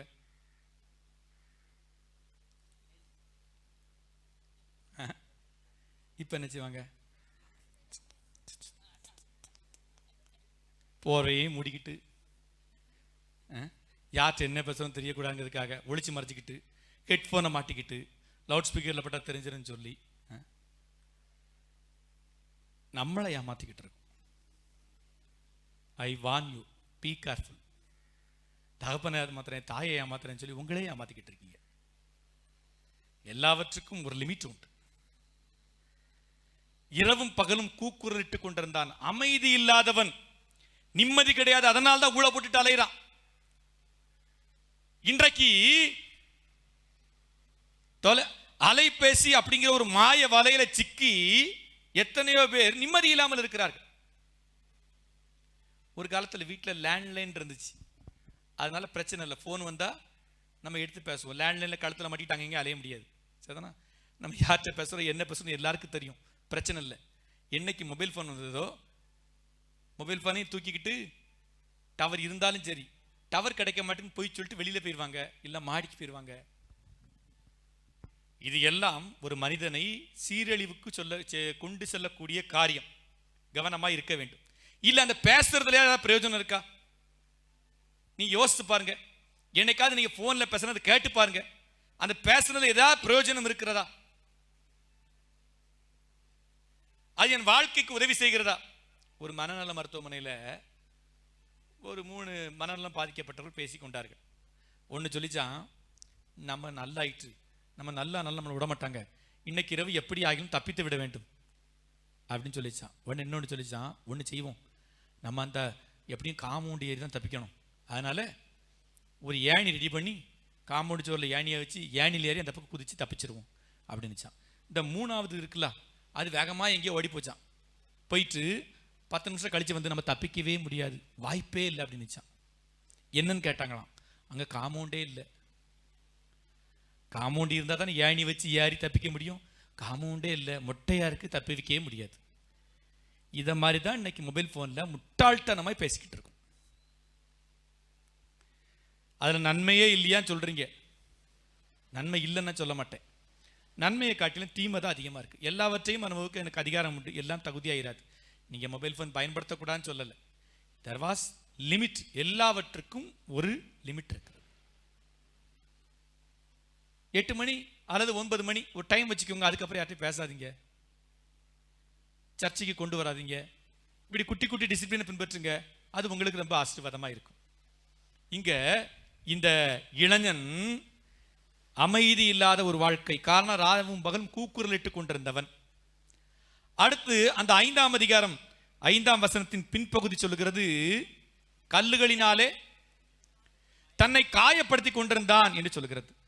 தன்னைத்தானே காயப்படுத்தி கொண்டான், தன்னைத்தானே காயப்படுத்திக் கொள்கிறான். தன்னைத்தானே காயப்படுத்திக் கொள்வதுன்னா என்ன? இன்றைக்கு அநேக இளைஞர்கள் நாம் பார்க்கிறோம்.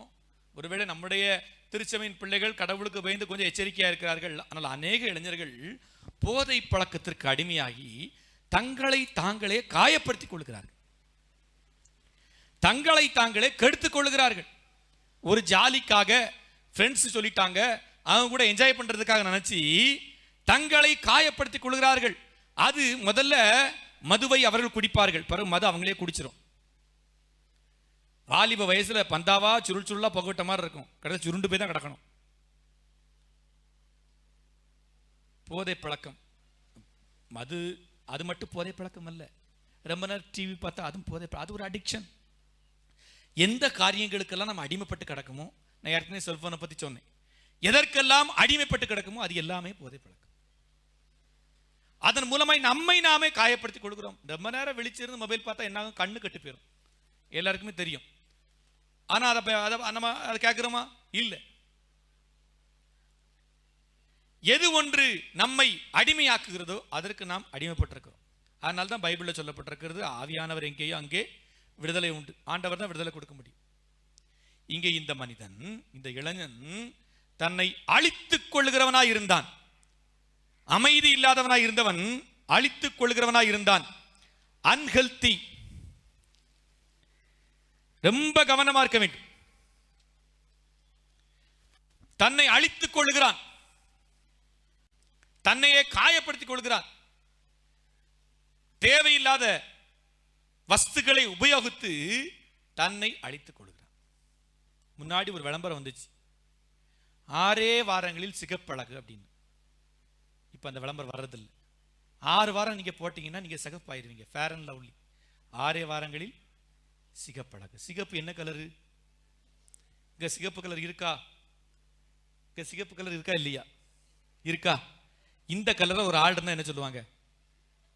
ரத்த காட்டறியும்பாங்க, அப்படிதானே? கடவுள் நமக்கு தந்திருக்கிறது போதும். நல்ல, நானும் நிறைய இடத்துல சொல்லுவேன், இந்த கல்யாணத்தோட பார்த்தீங்கன்னா மேக்கப் போடுறேன்னு சொல்லி பெயிண்ட் அடிச்சு விட்டு தேவையா? போதும் என்கிற மந்திரக்கூடிய தேவ பக்தியே மிகுந்த ஆதாயம். கடவுள் நம்மளை நல்லா படிச்சுக்கிறார், போதும். எதுக்கு இல்லாததை இருக்கிறதா காட்டி எதுக்கு நம்ம ஆசைப்படணும்? நம்மகிட்ட இருக்கிறது போதும்.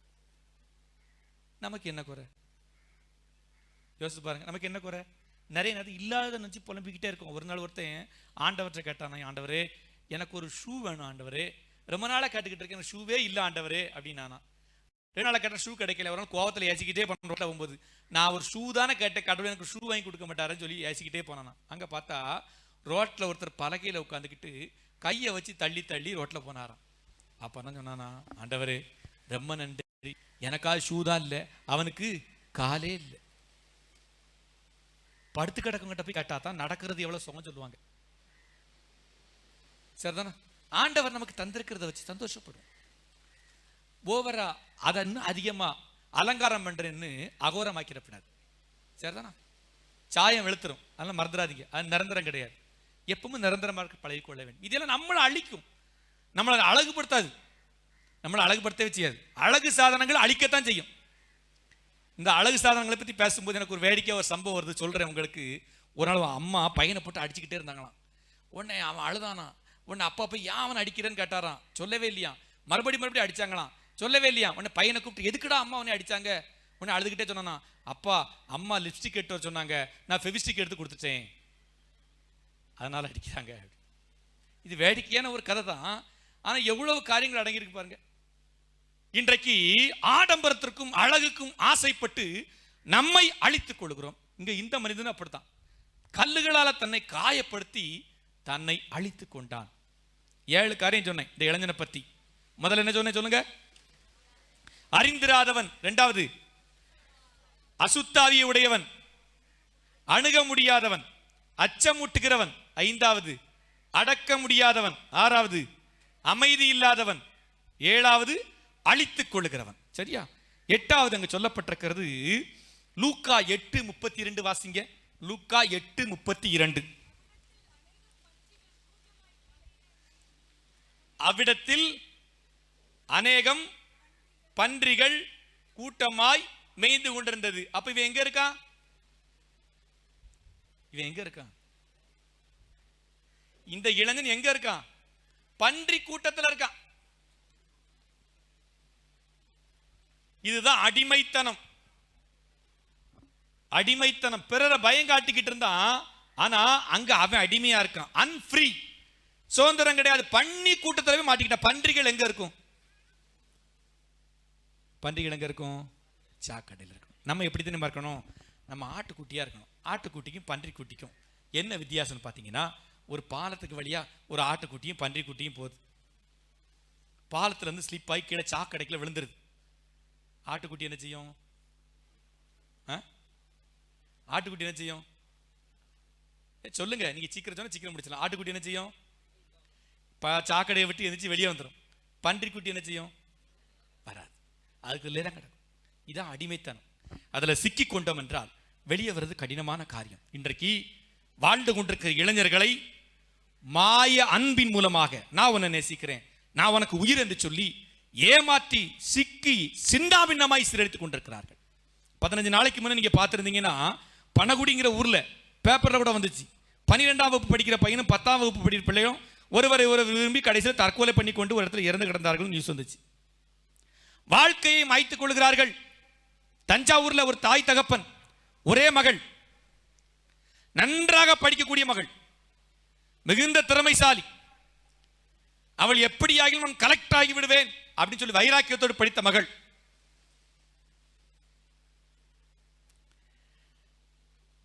போட்டி தேர்வு எழுதுனா பாஸ் பண்ணா. ஃபர்ஸ்ட் ரவுண்ட்ல பாஸ் ஆயிடுச்சு, செகண்ட் ரவுண்ட்ல பாஸ் ஆயிடுச்சு, மூன்றாவது ஆப்டிட்யூட் டெஸ்ட்லயே பாஸ் பண்ணியாச்சு. நேர்முக தேர்வு முடிந்து விட்டது. ஆர்டர் மட்டும் தான் வாங்கணும். பயங்கர சந்தோஷம். அடுத்த வாரம் ஆர்டர் வாங்க போனோம். அன்னைக்கு சாயந்தரம் பிள்ளை வீட்டுக்கு வரல. பெற்றோர்களுக்கு பயம். ஒரு நாள் இப்படி வராம இருக்க மாட்டேன் மகா. தேடி தேடி பார்த்தார்கள், கிடைக்கவே இல்லை. தாய் தகப்பனுக்கு அழுகை, வருத்தம். எங்க போனாலும் நண்பர்கள்ட்ட கேட்ட தெரியவில்லை, சொந்தக்காரங்கிட்ட கேட்க பயம். ஸ்டேஷன்ல ரிப்போர்ட் பண்ண அவளுடைய வேலை போய்விடும். 4 நாட்கள் தாயும் தகப்பனும் பெற்ற ஒரு பெண்ணை இழந்து தூக்கமின்றி உணவின்றி தவித்துக் கொண்டு அழுது கொண்டு மிகுந்த சுகவீனமான நிலைமையில் இருக்கிறார்கள். 5வது நாள் ஒரு போன் வந்துச்சு தகப்பனாருக்கு, அண்ணே உங்க பெண்ணை நான் நாகர்கோவிலில் பார்த்தேன் அப்படின்னு சொல்லி. தொலைபேசி வந்த உடனே தாய் தகப்பன் அங்கிருந்து உடனடியாக கிளப்பி வேக வேகமாக வந்தாங்க. என்ன எதெல்லாம் நாகர்கோவில் பஸ் ஸ்டாண்டில் பார்த்தேன்னு சொன்ன வந்துட்டாங்க. பஸ்ஸை விட்டு இறங்கி பஸ் ஸ்டாண்டில் அங்கே எங்கேயும் அலைஞ்சாங்க. திடீர்னு பார்த்தா ஒரு ஓரத்தில் அவங்க மகளை பார்த்தாங்க. பார்த்த அந்த நிமிடத்தில் தகப்பனார் மயங்கி விழுந்துட்டார். அந்த மகன் எங்கன்னா தெரியுமா? அவ பக்கத்தில் ஒருத்தர் இளநீ வெட்டி கூட்டுட்டு இருக்கான் தள்ளு வண்டியில். அவன் கூட உட்காந்துருக்கா, கழுத்தில் ஒரு தாலியும் தொங்க போட்டுக்கிட்டு. மாவட்ட ஆட்சியராக இருந்து சாதிக்கக்கூடிய ஒரு பெண் இளநீ வியாபாரத்திற்கு வந்த ஒருவரோட தொடர்பு ஏற்பட்டு எல்லாவற்றையும் விட்டு விட்டு அவங்கிட்ட வந்துட்டான். வாழ்க்கை எங்க போயிட்டு இருப்பாங்க. யாரை நம்பி ஏமாந்துடாதீங்க. கடவுள், கடவுளுக்கு அடுத்தபடியே பெற்றோர், இதான் முக்கியம். மற்றெல்லாம் வேற. வாழ்க்கையில சாதிக்கிறதுக்கு நிறைய இருக்கு, நிறைய வாய்ப்புகள் இருக்கிறது. நான் நன்றாக படிப்பேன், ஒரு காம்படிட்டிவ் எக்ஸாம் எழுதுவேன், ஒரு அரசு அதிகாரியாய் மாறுவேன், சனி ஞாயிறு ஆண்டவருக்கு என்று ஊழியத்திற்கு போவேன் சொல்றது பெரியது. 25 ஆண்டுகளுக்கு முன்ன பாத்தீங்கன்னா எல்லா அரசு அலுவலகங்களிலும் கிறிஸ்தவர்கள் தான் இருப்பாங்க. ஜார்ஜ், ஏப்ரகாம், டேனி, சார்ல்ஸ் இப்படி தான் இருக்கும். இன்றைக்கு குறைந்து விட்டது. இன்னைக்கு செய்தித்தாளில் பார்த்தீங்கன்னா ஒரு தப்பு நடந்ததுன்னா அந்த தப்புல முக்கால்வாசி 80% கிறிஸ்டின் பேரா தான் இருக்கும். 98ல் நான் ஜான்ஸ் காலேஜில் படிச்சுக்கிட்டு இருந்தேன். அங்கே சென்ட்ரல் ஜெயில் இருக்கு. பேப்பரில் பெரிய நியூஸாக வந்துச்சு. அப்போ சென்ட்ரல் ஜெயிலிருந்து ஒரு கைதி தப்பிச்சு, 2 கைதி தப்பிச்சிட்டாங்க. அவருக்கு ஒரு ஜெயிலர் சப்போர்ட் பண்ணார். பேப்பரில் வந்துச்சு. நேற்று பாளை மத்திய சிறையிலிருந்து பேதுருவும் யோவானும் தப்பி ஓட்டம். யாரெல்லாம் யாரெல்லாம்? அதுக்கு அடுத்த செய்தி அதை விட சூப்பர் செய்தி. இவர்களுக்கு உதவி செய்த ஜெயிலர் பவுல் மாட்டிக்கொண்டார். நல்லா இருக்கலாம். நான் சொல்றது உங்களுக்கு வேடிக்கையா இருந்தா பேப்பர் வாசிக்கும் வாசிங்க, நானும் வாசிக்கும் எனக்கு வேதனையா இருக்கும். ஒரு தப்பான காரியம் நடந்தா அந்த பேர் கிறிஸ்டின் பேரா தான் இருக்கும். என்ன ஆண்டவரே இது, மற்றவர்களுக்கு வழிகாட்டி கொண்டது நம்முடைய பிள்ளைகள். அவன் நல்ல கிறிஸ்டின் பையனா, நல்ல பையன், சேட்டை பண்ண மாட்டான், பொய் சொல்ல மாட்டான், தப்பு செய்ய மாட்டான். அந்த நம்ம சாட்சியை நம்ம இழந்துடக்கூடாது. எதுக்கு அடிமைப்பற்றக்கூடாது. போலி அன்புக்கு அடிமைப்பற்றாதீங்க. சரிதானா? நட்பா பழகுறோம் சொன்னா ஏமாந்துடாதீங்க. ஃப்ரெண்ட்ஷிப்லாம் கிடையாது. பாய்ஸ் தான் ஃப்ரெண்ட்ஷிப், பாய் கேர்ள் ஃப்ரெண்ட்ஷிப்பே கிடையாது. யாரும் ஏமாந்துடாதீங்க. சரிதானா? எந்த சூழ்நிலையிலும் யார்ட்டையும் தொட்டு பேசாதீங்க. கவனமா இருங்க. யாரையும் அடிச்சு பேசுறது, தொட்டு பேசுறது இருக்கவே கூடாது. தொடுவதை தவிர்த்தால் தொடர்வதை தவிர்க்கலாம் அப்படின்னு ஒருத்தர் சொல்லியிருக்கிறார். யார் தெரியுமா? நான் தான். யாரா இருந்தாலும் 6 அடி தள்ளி நின்று பேசுங்க. பையனோ பொண்ணோ யார்கிட்ட பேசும்போதும் 6 அடி தள்ளி நின்று பேசுங்க. தகப்பன் சகோதரனை தவிர யார்ட்டையும் 6 மணிக்கு மேல போன்ல பேசாதீங்க. எத்தனை மணிக்கு மேல?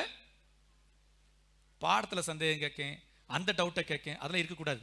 தகப்பனையும் சகோதரனையும் தவிர, அம்மாவையும் சகோதரியையும் தவிர யாரிடமும் 6 மணிக்கு மேல தொலைபேசியில் பேசக்கூடாது. எந்த ஆப்போசிட்ஸுக்கு எதிர்பாளராக இருந்தாலும் 6 அடி தள்ளி நின்று பேசுங்க. அதுதான் நல்லது இன்றைய காலகட்டத்தில். இல்லை என்றால் மாய அன்புக்கு மிச்சைக்கும் அடிமையாகி பன்றி கூட்டத்தோடு நாம் நாசமாய் போய்விடுவோம். மறந்து விடாதீங்க. சரியா? இன்னும் 2 காரியங்கள் இருக்கு, நம்ம கற்றுக்கொள்ளலாம். 9வது காரியம் அங்க சொல்லப்பட்டிருக்கிறது. லூக்கா 8:27 வாசிங்க.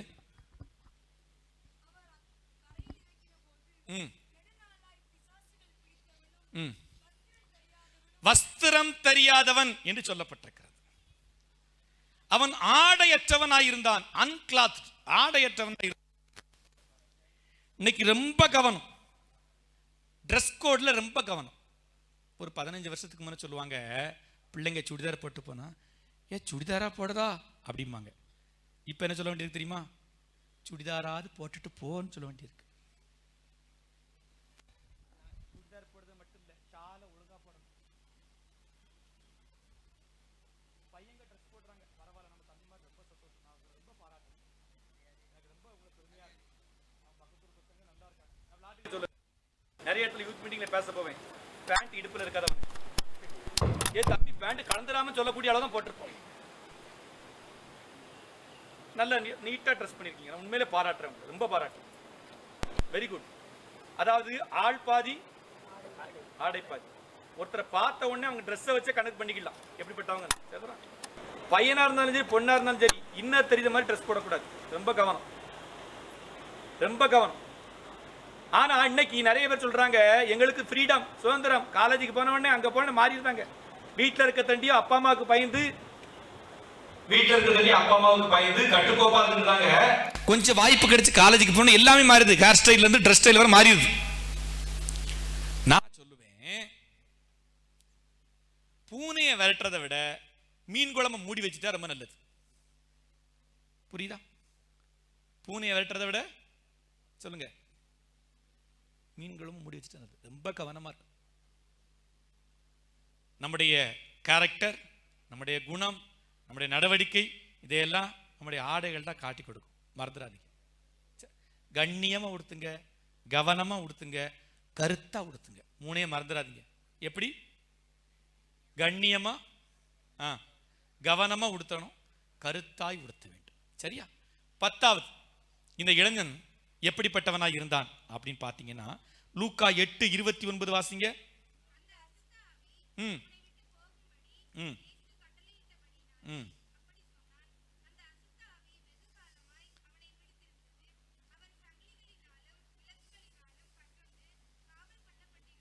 ம் வனாந்தரங்களுக்கு துரத்தப்பட்டிருந்தான். சமுதாயத்தை விட்டு அகற்றப்பட்ட ஒரு சூழ்நிலை, அகற்றப்பட்ட இளைஞன், விரட்டி அடிக்கப்பட்ட ஒரு இளைஞன்.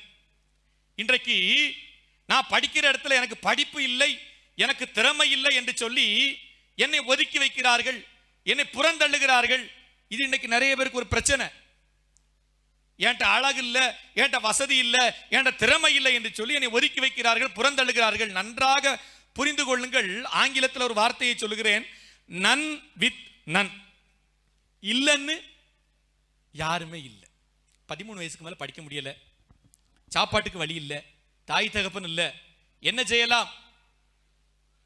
பசியோடு போன அந்த பையனுக்கு அந்த நாட்கள்ல என்டர்டெயின்மெண்ட் என்னன்னா, நாடகம் போடுவாங்க.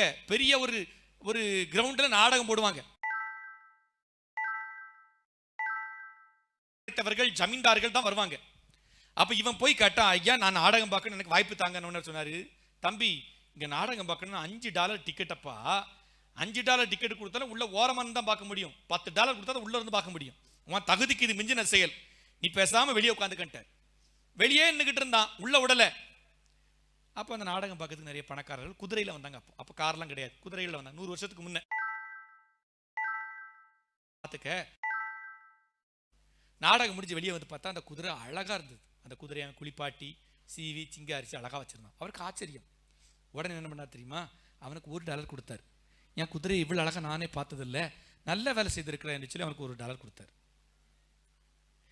இதை பார்த்து இந்த பணியை செய்ய ஆரம்பிச்சுட்டான். அங்க இருந்து அந்த குதிரலாயத்துல இருந்து குதிரையை பராமரிக்கிற பணி அவனுக்கு கொஞ்சம் கொஞ்சமா காசு கிடைச்சது.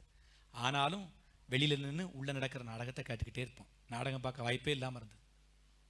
காலங்கள் கடந்தது. 7 வருஷம் ஆச்சு. 7 வருஷத்துக்கு பிறகு அந்த அரங்கத்துல அவனுடைய நாடகம் மட்டும்தான் அரங்கேறிச்சு. உலக புகழ்பெற்ற நாடக ஆசிரியராக, நடிகராக மாறிவிட்டார். அவர் தான் ஷேக்ஸ்பியர். ஆங்கில இலக்கியங்கள் நிறைய எழுதியிருக்கிறார். இன்றைக்கு வரைக்கும் அவரை போல யாரும் எழுத முடியும் சொல்ல முடியாத அளவுக்கு கலைநயத்தோடு எழுதியிருக்கிறார் ஷேக்ஸ்பியர். திறமை இல்லைன்னு நினைக்காதீங்க, எல்லாருக்கும் திறமை இருக்கும். உனக்கு ஒன்றும் தெரியாதுன்னு சொல்லாதீங்க. இல்லை உங்களை பார்த்து யாரா ஒன்றும் தெரியாது வருத்தப்படாதீங்க. உங்களை பார்த்து யாரா பொறாமப்பட்ட வருத்தப்படாதீங்க. நம்மகிட்ட ஏதோ இருக்கு, we have something, அதனால தான் பொறாமப்படுறாங்க. ஆனால் என்னை ஒதுக்கிட்டாங்க, என்னை சேர்க்க மாட்டுக்காங்க, தள்ள மாட்டுக்காங்க, விரட்டிட்டாங்க. இந்த இளைஞனுடைய சூழ்நிலை அப்படித்தான். நெடுநாளா பிசாசு பிடிச்சிருக்கு, கூக்குரல் பட்டு போயிருக்கான், நீ ஊருக்குள்ளே வரக்கூடாது, அகற்றப்பட்ட ஒரு நிலை. எனக்கு நல்ல ஒரு ஃப்ரெண்ட்ஸ் கிடைக்கல, ஒரு ஃப்ரெண்ட் சர்க்கிளில் சேர்த்துக்கிட மாட்டுக்காங்க. நம்ம படிக்கிற இடத்துல ஒரு கூட்டமா அலைவாங்க, அந்த கூட்டத்தில் சேர முடியலையே, வருத்தப்படாதீங்க. அந்த கூட்டம் பண்ணி கூட்டமாக தானே செய்ய முடியும், சரிதானா? நம்மளை தேடி வர்ற மாதிரி நம்ம வாழணும், நம்ம அவங்களை தேடி போற மாதிரி இருக்கக்கூடாது. சரியா? அன்பான தம்பி தங்கச்சி, 10 காரியம் சொல்லியிருக்கிறேன் தம்பியை பற்றி. சொல்லுங்க, எல்லாம் சொன்னேன்னு சொல்லி. எப்படிப்பட்ட இளைஞன்? அறிந்திராதவன், அசுத்தாவி உள்ளவன், அணுக முடியாதவன், அச்சமுட்டுகிறவன், அடக்க முடியாதவன், அடுத்து அமைதி இல்லாதவன், அழித்துக் கொள்ளுகிறவன், அடிமையாக்கப்பட்டவன், ஆடையற்றவன், அகற்றப்பட்டவன். இப்படிப்பட்ட அந்த இளைஞனுக்கு ஒரு சந்தர்ப்பம் கிடைச்சது. எல்லாருக்குமே ஒரு சான்ஸ் கொடுக்கப்படும். இந்த இளைஞனுக்கு ஒரு சான்ஸ் கொடுக்கப்பட்டது.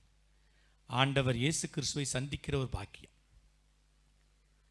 ஆண்டவர் ஏற்கனவே அப்பந்தான், அதுக்கு முந்தைய பகுதியில் பார்த்தீங்கன்னா காற்றையும் கடலையும் அதிர்ச்சிட்டு வருவார்.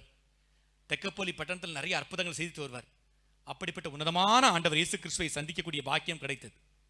அவர் கண்ட உடனே என்ன பண்ணா? ஓடி போய் அவர் பாதத்தை பணிந்து கொண்டான் என்று சொல்லப்பட்டிருக்கிறது. தேவகுமாரனே, உமக்கும் எனக்கும் என்ன பாவியாகி என்கிட்ட ஏன் வந்தீர்னு சொல்லி அவர் பாதத்தில் போய் சரணடைந்தான். அன்பானவர்களே, இந்த சமூகம் உங்களை ஒதுக்கி வைக்கலாம், உங்களை புறக்கணிக்கலாம், வேண்டாம் என்று நினைக்கலாம். ஆனால் நீங்கள் தேவை என்று உங்களை தேடி வருகிற ஒரு ஆண்டவர் உண்டு. அவர்தான் இயேசு கிறிஸ்து. ஒவ்வொருவரும் ஒவ்வொரு தனி மனிதனும் ஆண்டவருக்கு முக்கியம். 100 ஆடுகள், ஒரு ஆடு தொலைந்து போனாலும் அதை தேடி கண்டுபிடித்து மகிழ்ச்சி அடைகிறவர் தான் நம்முடைய ஆண்டவர். நீ எனக்கு வேணும், நீ எனக்கு வேண்டும் என்று நினைக்கிறார், உன்னை தேடுகிறார், உன்னை விரும்புகிறார். ஆகவே உன்னை தேடி வந்திருக்கிறார். இந்த இளைஞனுக்கும் அந்த சந்தர்ப்பம் கொடுக்கப்பட்டது. ஆண்டவர் இயேசுவை சந்திக்கக்கூடிய பாக்கியம். அவன் பக்கத்தில் போறதுக்கு எல்லாரும் பயப்பட்டாங்க. நம்ம எத்தனை 10 குணம் பார்த்தோம். பிறரை அச்சம் மூட்டி கொண்டிருந்தவன், அடக்க முடியாதவன், அழிதலில் ஈடுபட்டு கொண்டிருந்தவன், கூக்குரலிட்டு கொண்டிருந்தவன், மோசமானவன் என்று சொல்லப்பட்டவன், பன்றி கூட்டத்திலே வாழ்ந்து கொண்டிருந்தவன். ஆனால் ஆண்டவர் அவனை அப்படி பார்க்கல. ஒவ்வொரு ஆத்மாவும் முக்கியம், அந்த மனுஷனும் அவருக்கு முக்கியம். இன்றைக்கு நீங்கள் ஒவ்வொருவரும் ஆண்டவருக்கு முக்கியம். எப்படா கரை சேர போற, எனக்கு உதவி செய்ய யாருமே இல்லையே, எனக்கு ஹெல்ப் பண்ண யாருமே இல்லையே, என்கிட்ட உட்காந்து அன்பா 4 வார்த்தை பேசுறதுக்கு யாருமே இல்லையே, என் கஷ்டங்களை நான் யார்கிட்ட ஷேர் பண்றது, என் மனசுல எவ்வளவு வேதனை இருக்கு நான் யார்கிட்ட சொல்ல முடியும்? எல்லாத்தையும் கேட்கறதுக்கு ஒருவர் இருக்கிறார். அவர் இயேசு கிறிஸ்து.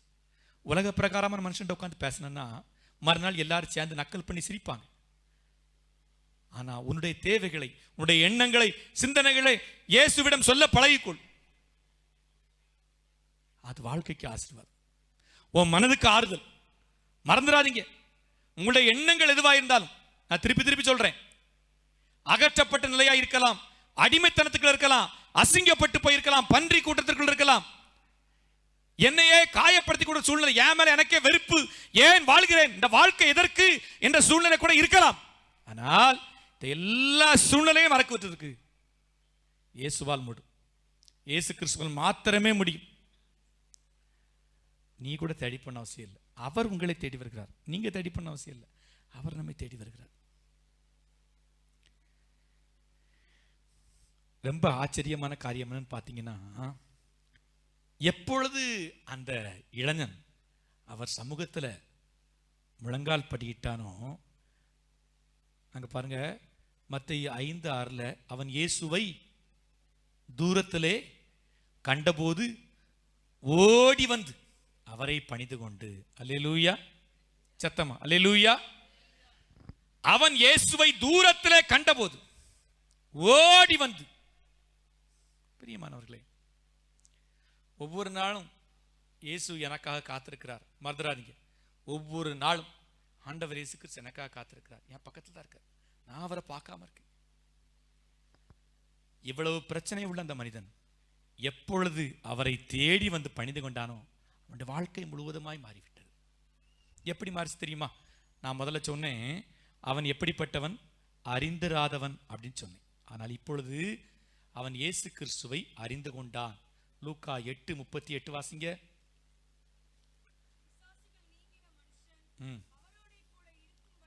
அவரோட கூட இருக்கும்படி. இதுவரைக்கும் எங்க இருந்தான்?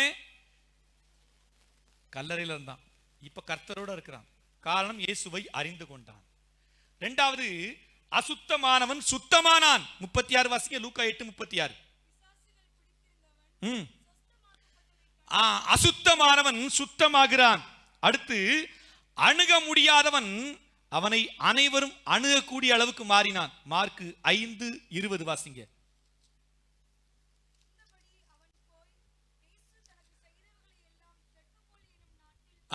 காற்றுக்குள் கிடந்தவன் நாட்டுக்குள்ள போயிட்டான். எல்லாரும் அவனை அணுக முடிந்தது. அச்சம் ஊட்டுகிறவன் ஆண்டவரை குறித்து பிரசங்கித்து எல்லாரையும் அரவணைக்கிறான். அடக்க முடியாதவன் ஆண்டவர் பாதத்தில் அடங்கி போகிறான். அமைதி இல்லாதவன், அங்க லூக்கா சொல்லுகிறார், புத்தி தெளிந்து உட்கார்ந்திருந்தான் என்று சொல்லுகிறார். தன்னையே அழித்துக் கொண்டவன் அவன் சுகமாகிறான், ஆரோக்கியம் அடைகிறான். அடிமையாயிருந்தவன் விடுதலை பெறுகிறான்.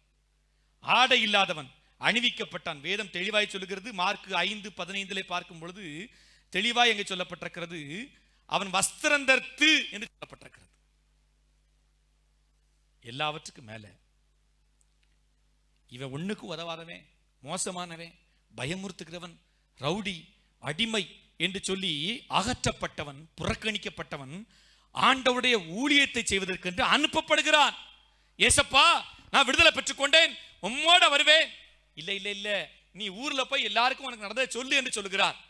ஒன்றுக்கும் உதவாதவன் என்று தள்ளப்பட்டவன் ஒரு பெரிய ஊழியக்காரனாய் மாறிவிடுகிறான்.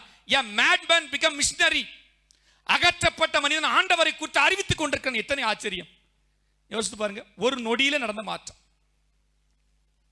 கல்லறையிலையும் வனாந்தரத்திலையும் பிசாசுகளோடு குடியிருந்த மனிதன் இயேசுவை பார்த்த மாத்திரத்திலே ஒரு மாற்றம். இன்றைக்கு அதே மாற்றத்தை உங்களிடம் ஆண்டவர் விரும்புகிறார். எந்த காரியத்தில் குறைவாக இருந்தாலும் இயேசுவானவர் உங்களை மாற்ற வல்லவராக இருக்கிறார். முழங்கால் படியிடலாமா? இருக்கிற இடத்துல முழங்கால் படியிடுவோம். நிற்கிறேன் என்று எண்ணுகிறவன் விழாதபடிக்கு எச்சரிக்கையா இருக்கணும் வேதம் சொல்லுகிறது. என்கிட்ட குறையே இல்லை நினைக்கலாம். இயேசுவானவர் சொல்கிறார், இன்னும் முன்னெடுத்துல ஒரு குறைவு உண்டு. ஆண்டவர் சமூகத்தில் அதை அர்ப்பணிக்க ஒப்பு கொடுங்க. ஆண்டவரே, இந்த காரியத்திற்கு நான் அடிமைப்பட்டிருக்கிறேன், எனக்கு ஒரு விடுதலையை தாரும். என்னை நான் காயப்படுத்திக் கொண்டிருக்கிறேன், என் வாழ்க்கையை அழித்துக் கொண்டிருக்கிறேன், எனக்கு ஒரு விடுதலையை தாரும்.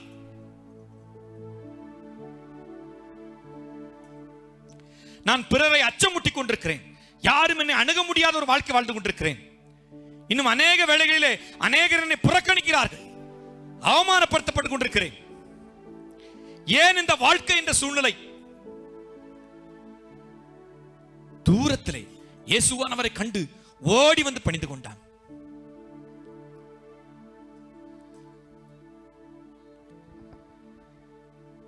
ஆண்டவர் சமூகத்தில் அர்ப்பணிக்கலாமா?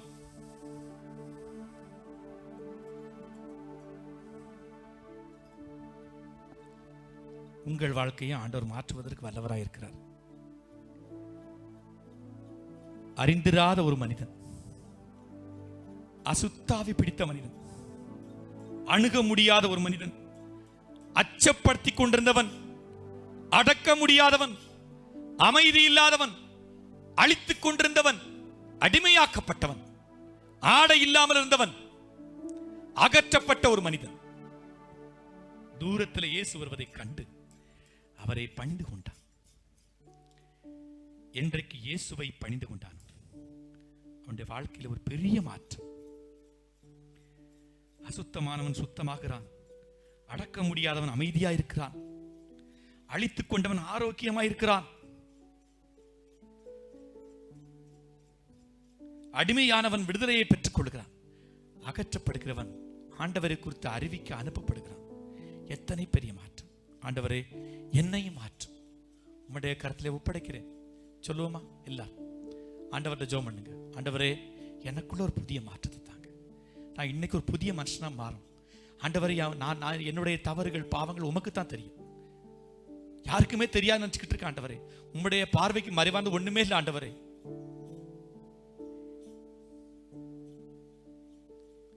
என்னை மாற்றும். ஆண்டவரே,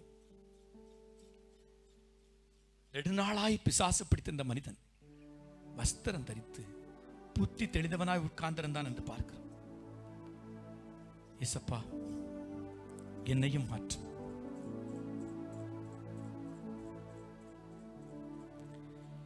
நீ வாழும் வாழ்க்கை அது உன் சொந்தம் அல்ல, நீ போகும் பாதை அது உன் பந்தம் அல்ல, மரணமே வழி என்று வாழ்வதே விதி என்று 1000 காலங்கள் வாழ பிறந்தவன் நீ. ஓ என் அன்பு தோழா, கொஞ்சம் நில்லு, நான் சொல்லும் பேச்ச கேளு. சந்தோஷம் தானா சந்தேகமா, உன் நெஞ்ச தொட்டு சொல்லு. ஆண்டவருடைய கருத்தை ஒப்படைக்கலாமா? ஒரு சில நிமிடங்கள் நான் தர்றேன், உங்களை அர்ப்பணித்து ஜெபியுங்கள். உங்க இதயத்துல கையை வச்சு ஜெபம் பண்ணுங்க. ஆண்டவரே, என்னை மாற்றும், என்னுடைய வாழ்க்கையில் ஒரு மாற்றத்தை தாரும். யாரையும் பார்க்காதீங்க, உங்களுடைய வாழ்க்கையில அற்புதங்களை பெற்றுக்கொள்ள வேண்டும். ஆண்டவர் உங்களை ஆசீர்வதிக்க விரும்புகிறார். நீ ஆண்டவருக்கு தேவை. உனக்கு ஆண்டவர் வேண்டாம். இதயத்துல கை வச்சு ஜெபம், ஆண்டவரே என்னை மாற்றும். உமக்கு பிரியமில்லாத காரியங்கள் என் வாழ்க்கையில இருந்து அகற்றி போடும். என்னை கொண்டு ஒரு பெரிய நோக்கத்தை வைத்திருக்கிறீர். நான் உலக பிரகாரமான காரியங்கள் சிக்கி சின்னாபின்னமாக்கி என் வாழ்க்கையை அழித்து விடக் கூடாது. ஆண்டவரே எனக்கு உதவி செய்யும். உமக்கு பிரியமில்லாத காரியங்களை என்னை விட்டு அகற்றும் ஆண்டவரே. எத்தனை பேர் என்னை புறக்கணித்தார்கள், என்னை ஒதுக்கினார்கள், என்னை வெறுத்தார்கள். ஆனால் நீர் என்னை தேடி வந்தீர். ஏன் இந்த வாழ்க்கை என்று என் வாழ்க்கையை அழித்துக் கொண்ட என்னை ஆண்டவரே வாழ்வு கொடுத்தீர். இனி நான் உமக்குத்தான் சொந்த. ஆண்டவரே, அகற்றப்பட்டவன் அந்த நாடுகளுக்குள் போய் உம்மை குறித்து அறிவித்தான். நானும் அறிவிக்க வேண்டும். கர்த்தர் எனக்கு பெரிய காரியங்களை செய்தார் என்று அறிவிக்க வேண்டும். என்னை ஆசீர்வதி ஆண்டவரே, என்னை ஆசீர்வதி ஆண்டவரே. உமக்காய் வைராக்கியமாய் இருக்க வேண்டும், உமக்காய் உழைக்க வேண்டும், உமக்காய் ஓட வேண்டும். எனக்கு உதவி செய்யும், என்னை மாற்றும்.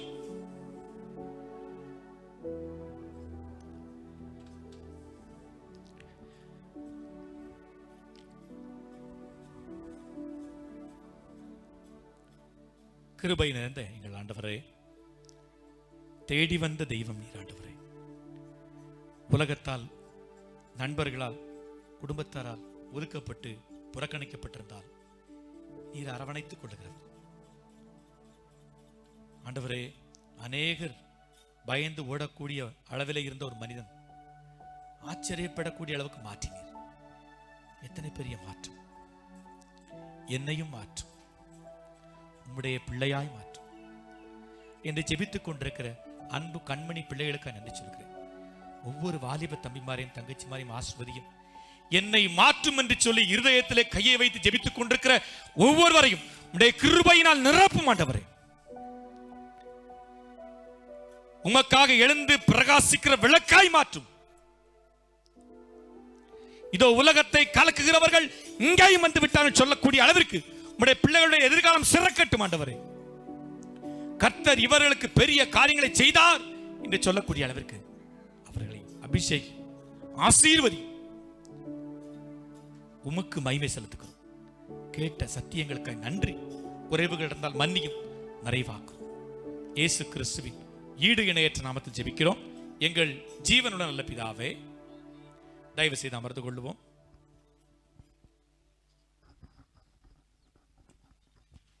அன்பானவர்களே, நமக்கு மிக அழகான ஒரு சத்தியத்தை நினைச்சார்கள்.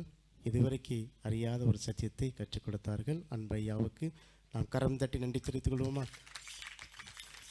ஏன்னா நம் மீது பாசம் வைத்து வந்திருக்கிறாங்க. கேட்ட பொழுது நம் மீது பாசம் வைத்து வந்திருக்கின்றார்கள். அன்பையாவுக்கு நன்றி தெரிவித்துக் கொள்கிறோம் சேகரத்தின் சார்பாக. இப்பொழுது நம்ம முதல்ல பாடின அந்த பாடலை பாடி நாம் நினச்சிடுவோம், ஜெபித்து நிறைவேற்றி சொல்கிறோம். இயேசு பம்பல் எல்லாம் வரீங்களா தம்பிமார்? வாங்க. அந்த பாடலில் ஒரு நேரம் பாடி ஒரு நேரம் ஆக்ஷன் பண்ணி என் ஆத்மாவை சொல்லி முடிச்சிடும். கரெக்டாக சொன்னபடி நினச்சிடும். 12 மணி ஆகிட்டு இன்னும் இந்த பாடலை பாடி ஜெபித்து நாம் நிறைவு செஞ்சு விடுவோம்.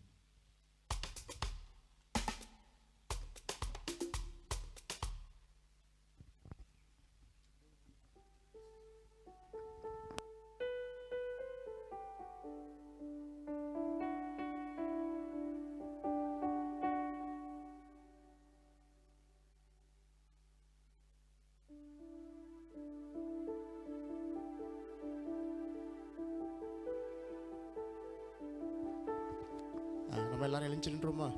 எல்லோரும் எழுந்து நிற்போம். மறுபடியும் ஒரு நேரம் நம்ம தம்பிமார் பண்ணுவாங்க, தங்கச்சிமார் பண்ணுவாங்க.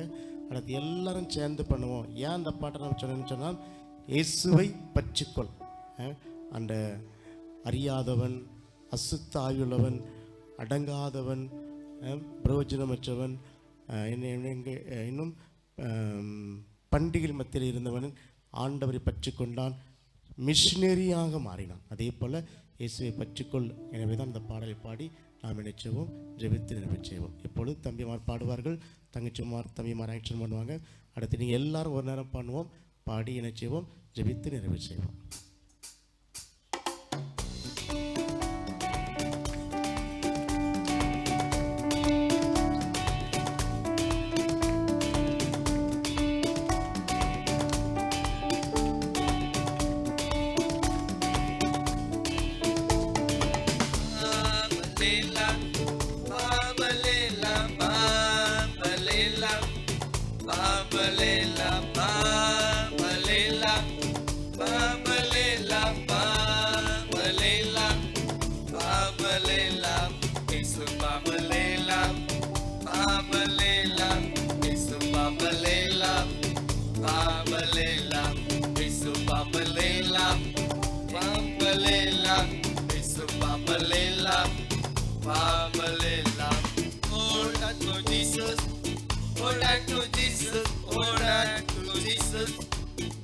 Hold on to Jesus. Hold on to Jesus.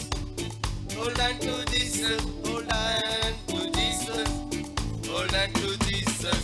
Yesu Bambalela. Bambalela. Yesu Bambalela. Bambalela. Yesu Bambalela. Bambalela. Yesu Bambalela. Bambalela. Hallelujah. Hallelujah. Hallelujah.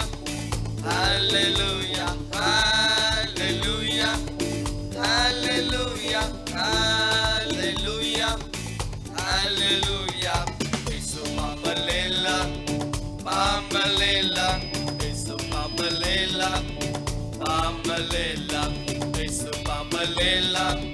Bambalela. Yesu Bambalela. Bambalela. இயேசுவை பற்றிக்கொள், இயேசுவை பற்றிக்கொள், இயேசுவை பற்றிக்கொள், இயேசுவை பற்றிக்கொள், இயேசுவை பற்றிக்கொள், இயேசுவை பற்றிக்கொள், இயேசுவை பற்றிக்கொள், இயேசுவை பற்றிக்கொள். இயேசு பம்பலேலா, பம்பலேலா, இயேசு பம்பலேலா, பம்பலேலா, இயேசு பம்பலேலா, பம்பலேலா. Bambalela, Bambalela, Hallelujah, Hallelujah, Hallelujah, Hallelujah, Hallelujah, Hallelujah, Hallelujah, Hallelujah. Yesu Bambalela, Bambalela, Yesu Bambalela, Bambalela. Bambalela, Bambalela, Yesu Bambalela, Bambalela. நல்லா சிரிச்சுட்டு போனோம். எல்லாரும் அப்படி முகத்தை உம்முன்னு வச்சுக்கிட்டு என்ன பண்ணீங்கன்னா, நம்ம எல்லாரும் கிறிஸ்துவை பற்றி கொண்டவர்கள் அவனை போல மிஷினரியாக சந்தோஷம் கடந்து செல்ல வேணும். நீங்கள் யாராவது பண்ண விரும்புகிறீங்களா? தங்கச்சிமார் பண்ண விரும்பினா முன்னாடி வாங்க, சேர்ந்து பண்ணி நம்ம முடிப்போம். யார் வாரா? கானாவூர், பால்வநாதபுரம், ஆசீர்வாதபுரம். தம்பிமார் யாரும் வரீங்களா? சரி, ஒரு நேரம் எல்லாரும் சந்தோஷமாக பண்ணி முடிக்க போகிறேண்ணே. எல்லாரும் மூஞ்ச உம்முன்னு வச்சுட்டு இருக்கக்கூடாது, நல்லா ஹாப்பியாக நினச்சிடும் பண்ணணும். சரியா? எல்லோரும் நல்லா ஹாப்பியாக முகத்தை நினச்சிடும் வச்சுக்கிட்டு பண்ண போகிறோம். ரெடியா? வாங்க. ரொம்ப சந்தோஷம்.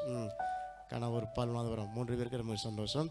மீண்டுமாக ஒரு முறை நம்ம எல்லாரும் நினைச்சிடும். தம்பிமார் யார் கையை கட்டி நிற்கக்கூடாது. கணவர் நல்லா நினச்சிடும், ஆக்ஷன் பண்ணணும். இந்த வயசில் பண்ணட்டா வேறு எந்த வயசுலும் பண்ண முடியாது, கிடைக்காது. சரியா? எனவே நான் நினச்சி கடைசியாக நம்ம ஒரு முறை பாடி ஆக்ஷன் பண்ணி நாம் ஜெபித்து நிறைவு செய்வோம்.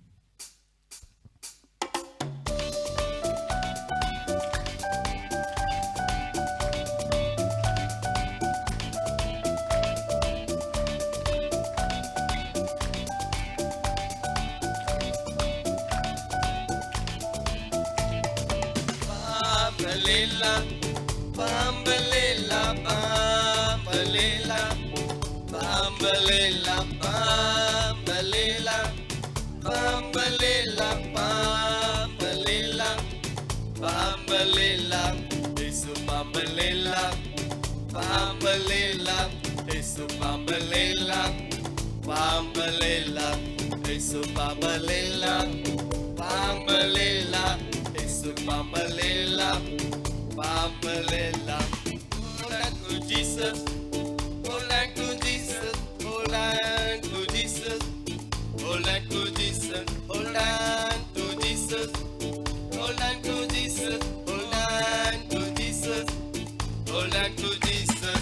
Yesu Bambalela, Bambalela, Yesu Bambalela, Bambalela, Yesu Bambalela, Bambalela, Yesu Bambalela, Bambalela. Hallelujah, Hallelujah, Hallelujah, Hallelujah, Hallelujah, Hallelujah, Hallelujah, Hallelujah. Yesu Bambalela, Bambalela, Yesu Bambalela, Bambalela, Yesu Bambalela, Yesu Bambalela, Bambalela. Yesuவை பற்றிக்கொள், இயேசுவை பற்றிக்கொள், இயேசுவை பற்றிக்கொள், இயேசுவை பற்றிக்கொள், இயேசுவை பற்றிக்கொள், இயேசுவை பற்றிக்கொள், இயேசுவை பற்றிக்கொள், இயேசுவை பற்றிக்கொள். இயேசு பம்பலேலா, பம்பலேலா, இயேசு பம்பலேலா, பம்பலேலா, இயேசு பம்பலேலா, பம்பலேலா, இயேசு பம்பலேலா, பம்பலேலா. Hallelujah, hallelujah, hallelujah, hallelujah, hallelujah, hallelujah, hallelujah, hallelujah. Yesu Bambalela, Bambalela, Yesu Bambalela, Bambalela, Yesu Bambalela, Bambalela, Yesu Bambalela, Bambalela. அனைவருக்கும் நன்றி. நாம் ஜெபித்து நிச்சயமும் நிறைவு செய்வோம். நல்லா நிச்சயம் அடுத்து சரியாக 1:30 மணிக்கு நிச்சயம் பந்தலுக்குள்ளாக வந்தோன்னே பண்டிகை ஆராதனைக்கு ஜெபத்தோடு ஆயத்தத்தோடு வாருங்கள். கர்த்தர் நிச்சயமாக பேசுவார். ஜெபம் செய்வோம். பரிசுத்த தகப்பனே, உம்முடைய பிள்ளைகளாகிய எங்களுக்கு நீர் கற்றுக் கொடுத்த சத்தியத்துக்காக ஸ்தோத்திரம். எங்கள் பிள்ளைகள் சத்தியத்தில் நடக்கிறார்கள் என்கிற செய்தியை வரும் நாட்கள் எங்கள் கேள்விப்பட்டு இந்த பிள்ளைகளை கர்த்தர் பயன்படுகின்ற பாத்திரமாக, விலையேற பெற்ற பாத்திரமாக, தேவனுக்கு பிரியமுள்ள பாத்திரமாக வாழத்தக்கதான கிருபைகளை கர்த்தர் பரத்திலிருந்து கொடும். ஆண்டவரே, ஐயா மூலமாக நீ பேசியிருக்கின்றீர். எங்கள் மத்தியில் அழைத்து வந்த உங்களுடைய ஊழியக்காருக்காக ஸ்தோத்திரம். இந்த அன்பு பிள்ளைகள் மீது பாசம் வைத்து வந்து உம்முடைய வார்த்தையை தகப்பனை தியானித்து அதை தனக்கு சொந்தமாக்கி கொண்டு பிற்பாடு பிள்ளைகளுக்கு போதித்திருக்கின்றார்கள். அவர்களையும் அவருடைய ஊழியங்களையும் அவருடைய குடும்பத்தையும் அம்மா பிள்ளைகள் எல்லாரையும் கர்த்தர் ஆசீர்வதிங்க. பிறப்பாடி கிழக்கு பகுதியில் தகப்பனை இன்னும் தகப்பண்டாச்சாம் நீர் அவளை எடுத்து பயன்படுத்தி ஆசீர்வதியும். தொடர்ந்து தகப்பண்டாச்சாம் ஆண்டவரே, எங்கள் அன்பு பிள்ளைகளும் ஆண்டவரே பொழுதுபோக்காக பல பொருட்கள் இருந்தாலும் அதை விட்டு விட்டு இந்த 2 மணி நேரம் உடைய சமூகத்தில் காத்திருந்த நிமித்தம் இது நிமித்த பிள்ளைகள் ஆசீர்வதிக்கப்படட்டும், இவருடைய எதிர்காலம் ஆசீர்வதிக்கப்படட்டும் என்று சொல்லி ஒப்புக் கொடுக்கிறோம். ஆவியானவர் தாமே தகப்பன பிள்ளைகளுக்காய் கொடியேற்றும். ஆவியானவர் தாமே பிள்ளைகளோடு கூட தங்கி உலாவி ஆளுகச் செய்யும். துதி கன மகிமை உமக்கே செலுத்துகிறோம். இயேசுவின் நாமத்தில் ஜெபிக்கிறோம் நல்ல பிதாவே. யாவரும் சேர்ந்து சொல்லுவோம். என் ஆத்துமாவே கர்த்தரை ஸ்தோத்திரி, என் முழு உள்ளமேடி பரிசுத்த நாமத்தை ஸ்தோத்திரி. என் ஆத்துமாவே கர்த்தரை ஸ்தோத்திரி, கர்த்தர் செய்த சகல உபகாரம் மறவாதே. ஆமென். ஹல்லேலூயா, ஹல்லேலூயா, ஹல்லேலூயா. சரி, நல்லா பிடிச்சிருந்துச்சா? சத்தியம் நல்லா இருந்துச்சதா? தொடர்ந்து அதை நிச்சயங்கள் பற்றிக்கொள்வோம். கர்த்தர் உங்களை நிச்சயவாராக ஆசீர்வதிப்பாராக. அடுத்து கொயர் பிள்ளைங்க கரெக்டாக 1:30 வந்துருங்கண்ணே. உங்களுக்கு காண ஒரு ஆட்டோ வந்துட்டு கொயர் பிள்ளைங்க கரெக்டாக 1:30 வந்து நீங்கள் ஆயத்தப்பட கேட்டுக்கொள்கின்றோம்.